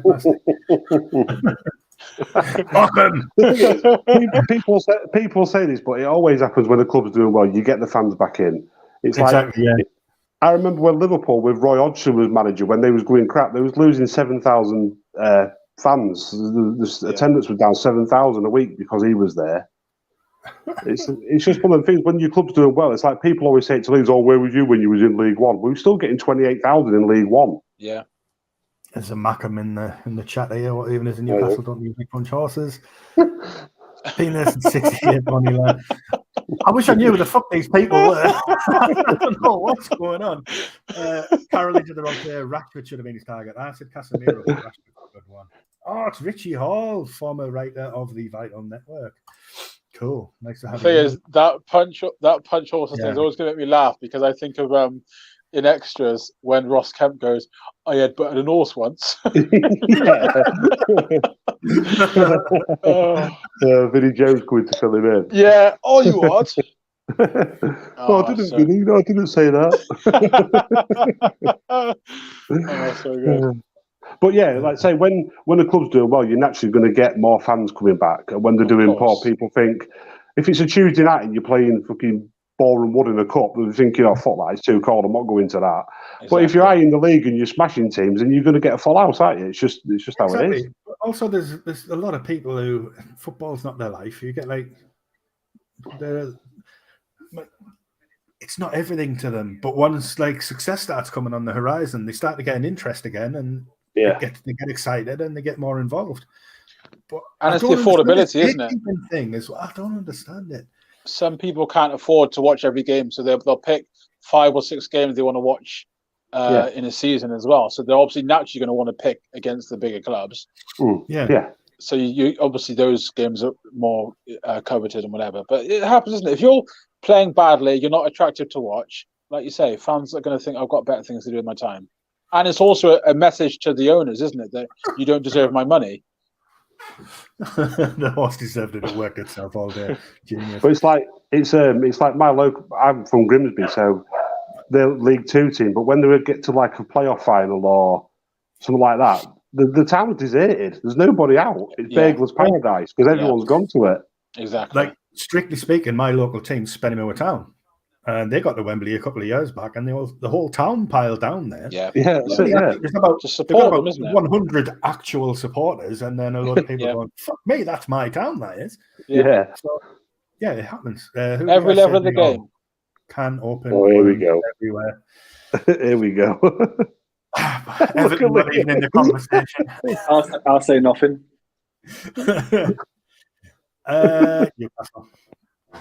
Done. What was the question? Who's bigger, Villa, Leeds, or Newcastle? Okay. It's Newcastle. We all agree on Villa, right? Job's a good one. Go on, what Leeds? All 3 North East teams, Borough and Mackhams, are on the up. A healthy rivalry between the round supporters. Exactly. As much as Derby days terrify the shit out of us, especially with our current record against the Mackhams, I do miss them. And I miss the banter. It's just not the same when your leagues apart. Same with Villa and Birmingham. It's not. Fans are laughing at Birmingham's demise, but I don't find it fun. I'd rather them be able to play them. Yeah, it's like you said though. As a fan, when the fixtures come out, you look for those fixtures straight away, don't you? They're the fixtures you look for. When the fixtures come out straight away, I look for when we've got Man U at home. You know what I mean? Even though we're not really rivals to them, they just whatever. But you know what I mean? We always have been. But you look for those fixtures straight away, and then when they're in a lower division, you don't get that rivalry anymore, do you? So it's not. It takes the edge off it. Like a cup game, we'd love the derbies back. Absolutely. Of course, Sunderland were in League One, they would still have their snipes. Their fans would still be on Twitter trying to have a dig, but it's like, mate. Yeah. I know. It's not landing. Look at the difference. It doesn't work. Yeah. But I don't know. I miss it. I do miss because obviously where I live, it's like 50-50 around here. And I actually have more Mackham friends than I think I have Geordie friends. So I miss all the when it works. But it just hasn't worked for a few years. Paolo Di Canio sliding on his knees. Yeah, exactly. Like proper shithousery. Yeah. Fucking quality, man. I would kind of like to see one again. Like I said, that our record recently is abysmal against Sunderland, but I would kind of like to see how things would go now. Surely we could put all that shit to bed and get on. But that was gutless Newcastle, wasn't it? When you were losing those derby games, it's because they had no spine. Yeah, exactly. We were afraid of everybody, especially the pressure. Anything at home, you just hated, didn't you? You hated home games because you knew the fans were going to just get on your back, and it was the players just didn't have the bottle for it. But Sunderland always wanted it more. It wasn't that they were better than us; they just wanted it more. Because it's their big day out, isn't it? They know that they're coming from behind. They know they're the smaller club in every metric you can imagine. So for them, this is everything. If they win that derby game, they'll talk about it for years. Yeah, it's the bragging rights, isn't it? It's the bragging rights between the two clubs. Yeah, mint. When Saints get relegated and Pompey get a miraculous road to playoff and win, I look forward to the South Coast Derby. But Pompey ain't getting. That's a good one though, because of Harry Redknapp as well. That's got even more sort of rivalry behind it because he's managed both teams. Yeah, Redknapp Derby. The Redknapp Derby. Pompey's been a proper fall from grace, hasn't it? Because they was a well-established Premier League side for a long time, weren't the Portsmouth? They're an instruction of what not to do with a football club. Yeah. Plunder money with no plan, and then remove all the money at once, and then wonder why the club has gone to shit. they was part of the original Glory Premier League years, though, weren't they? With Carnu and Defoe and absolutely, yeah. I mean, that was a great side. That was. And that Gadji in the crowd with the fucking with the rattle and stuff. Yeah. Absolute legend.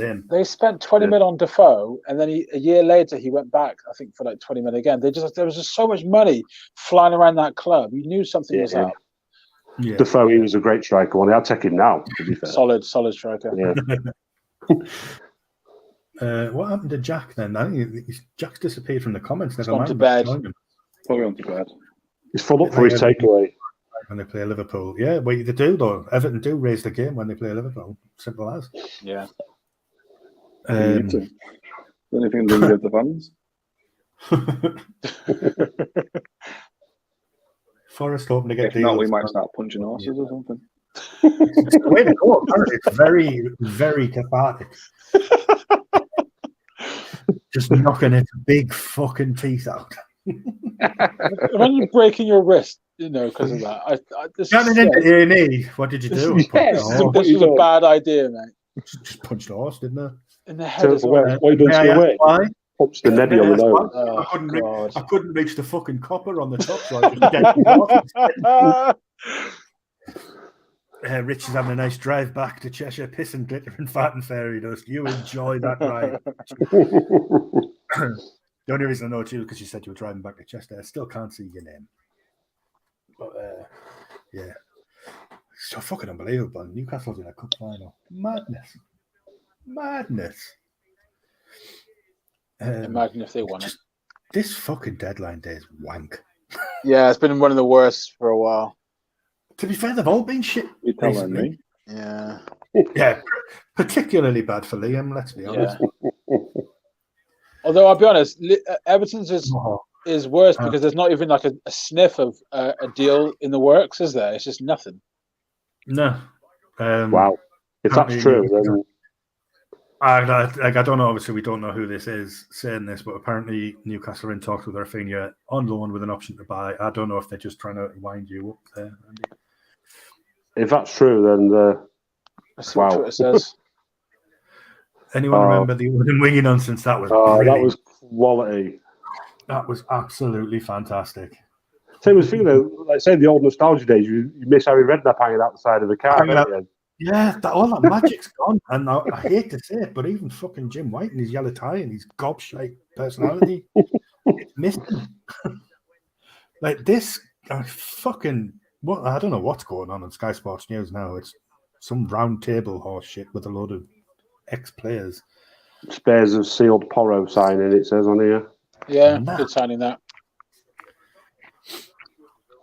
Pure enough. It says deal includes an obligation to buy the win back for 39 million. That's right. Yeah, I thought it was going to be on loan because it's Tottenham, isn't it? If Tottenham can avoid spending that money up front, they will. Wait and see. Loan till the end of the season. Yeah. Yeah, good. He's had a good year in Portugal. He's on loan for a bit as well. Then he signed permanently, and now he's 6 months after signing permanently, he's on the move again. So yeah, it's like you said though, these loan to buy deals seem to be sort of good business for both parties, don't they? And when they do eventually buy the player, they buy it over installments. So it's just debt. It's just constant debt going back and forth, isn't it, from clubs? Yeah. They're paying off deals for years. Yeah. It's pure madness. I was just starting the last time we were on about Tottenham and watching. There was another Ben Foster video I was watching last night. He had that Mark Goldbridge on, who I can't stand. Oh, the United. The Man U guy. Yeah. I will say he did come across all right on this video. I managed to make it to the end without snapping my tablet over my knee. But he was on about Bentancur from Tottenham. Yeah. And he called him fucking Bentanker. And I was sat there going, who the fucking hell's Ben Tanker? I was there for 5 minutes because there was no context, nothing leading up to it. He just hit the ear wrong. And then I was like, right, who's Ben Tanker? Yeah. Who's he played for? And then he mentioned Tottenham, and I was like, oh my God, are you kidding me? He's worth watching for his meltdowns, though, he is. It's nearly as good as Arsenal TV. Oh, I hate Arsenal TV. Who's that little yappy shit they've got on there? It was like, it's 50-odd. Again, which 12. One? There's a few of them. He's a fucking knob-in. Palace assigned to, it's Short Fit Wanker. Short Fit Wanker. I don't know. Nah, you got us. You've absolutely got us. 5 minutes left to go. That's the breaking news on Sky. Whoop-de-doo. I guess Chelsea won the transfer window, haven't they, already? Chelsea won the transfer window, though. Yeah. Have they go with the amount they've spent? Have they won it? Or have they bought it?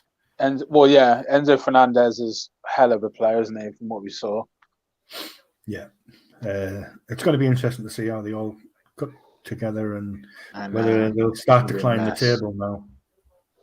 Because with these players, it's still a massive risk for how they're going to adapt to the Premier League, though, isn't it? It's a different style of football, especially collectively. Yeah, 105 million on it. It's crazy.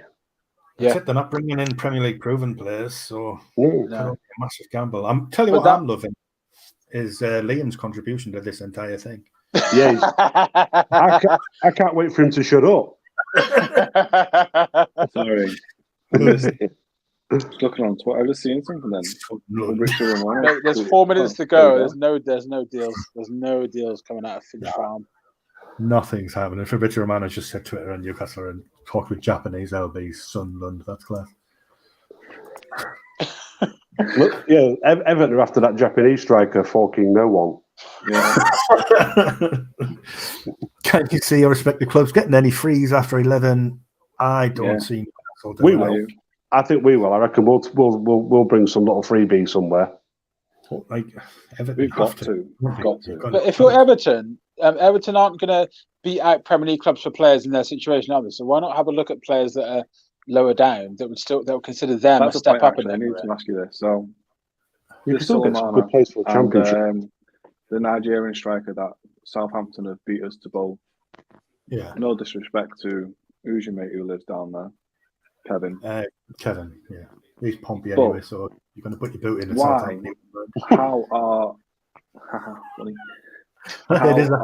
Southampton a bigger pull to us? Yeah. You know what I mean? No, yeah, 100%. Even in terms of like living, I don't know what Southampton's like. I heard it was a shithole. But a lot of people that live in here, they can live in Cheshire. I didn't say it was a shithole. I'd heard it somewhere on a podcast I watched the other week that they could do with some investment. Do you think though with Everton it's just the fact of people thinking the trouble up top, thinking I'm not fucking going there, it's a shambles. Exactly. They speak to the hierarchy. It's just like what is going on. I also don't believe that we've ever bid for any of these players. No, probably not. No. And it's just Southampton's a proper shit tip. Facebook user has given us the ultimate offer already. But if you're a player and a club comes into you, you're going to do your own due diligence. You're going to look at who's running the club, what the past transfers have been like, and this and that. And if it's you've got a chairman or whatever who says you've got Everton and Southampton both bidding for you, apparently because obviously these are the two players and they both picked Southampton over us. We're both on the same points. There's 3 goals in between us. But what was he offered? What's he being offered? Is in money? How talks gone with the club?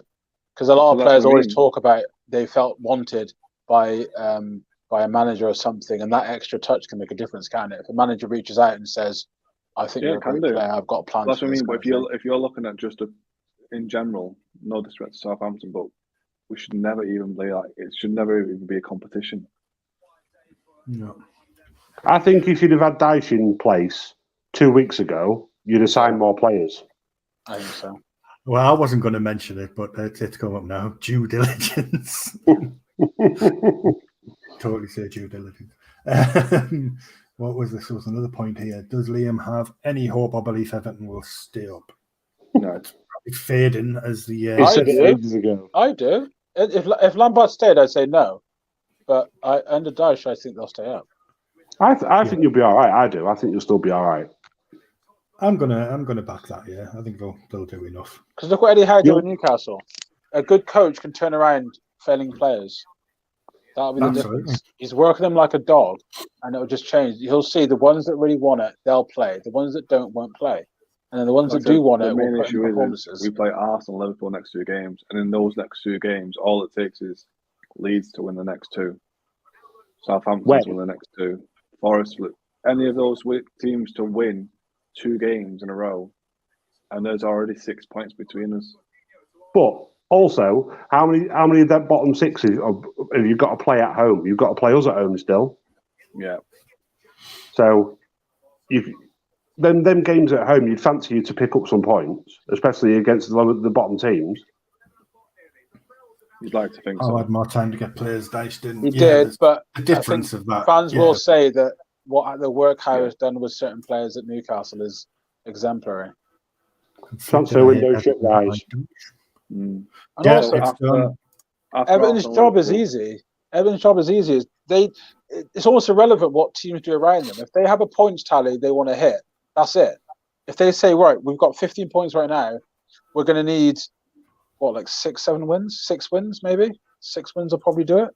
So after our next 2 games, we've got Leeds at home, Villa at home, Forest away, Brentford at home. Then it's Chelsea, Tottenham, United. So, nice, easy little run fixture again. And then we've got Fulham at home, Palace away, Newcastle at home. It's the last game of the season, which is Bournemouth at home. That's going to be massive. Yeah, could be relevant by then. Hopefully, yeah.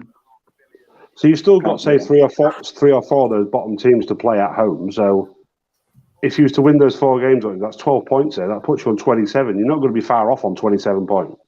I think we have to win every single home game. It's that simple.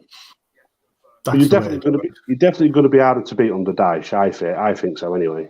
7 wins, Everton can do it. They got 18 games, 7 wins. It's possible, and it may not even be that many points needed. I honestly think they'll stay up. It's so tight down there, and every team's capable of tripping up. It's going to be an interesting run-in. I feel for Chelsea fans, it's going to be a dull and frustrating till summer. Yeah, they've got to put up with actually watching football now. Well, it's closed, and we're still here. I think we've done quite well. That's like 3 hours we've been on talking shit. What a hell of a window. So one of those Facebook users that was giving you guys shit was me. Because I realised it wasn't coming up with my name. So I was like, So Howland, that's brilliant. That was me, and that's why I tested the waters. And I was like, that's brilliant. That is good. You haven't said my name, so that's why I put shush. That's clever. Right. Well played. Right. Well played. Brilliant. And hence why I said, who's the bigger club then? Newcastle. You absolute shithouse. You've been on form tonight, mate. You haven't said much, but by God, you've made it a good one. Yeah. Sat there silently plotting, weren't you? Yeah, he has been. Yeah. The highlight for me has to be the goalkeeper scoring for Southampton. That was genius. Proper had me on edge, that did. Well played. I did get a GCSE in drama for no reason. Well played. I want to right before we go. I do want to say thanks to the Kevins, to the Liams, and who else was in the comments? Jack, I suppose. No. Yeah, well, thank Jack. But yeah, everyone who's got involved in the comments, thanks for helping us get through 3 hours. I don't think we could have done it without it. Make sure you give a thanks out to the Facebook user. Yeah, Facebook user especially was a brilliant addition. I suppose I should thank Perry as well, even though he just came in, did a couple of fucking bizarre comments and fucked off. But that's Perry for you. Yeah, I think I've enjoyed my bit self. 3 hours, and it doesn't feel like it. So thanks, lads. Yeah, we've done well. I'd prefer to do this again than watch Avatar. I can safely say that. Which leads me nicely into check out our other podcast, The 13th Reel, where we talk about films and TV and stuff. But for now, hit all the like buttons and share buttons and things on Facebook and help us grow this podcast to a level worthy of our top-class banter. What do you think? 40 subscribers will just about do it. Yeah, that's about the level, isn't it? We'll be back next week with a good old-fashioned hour-long episode, and we shall see you then. Thanks very much, gentlemen, and catch us next week. Cheers, guys.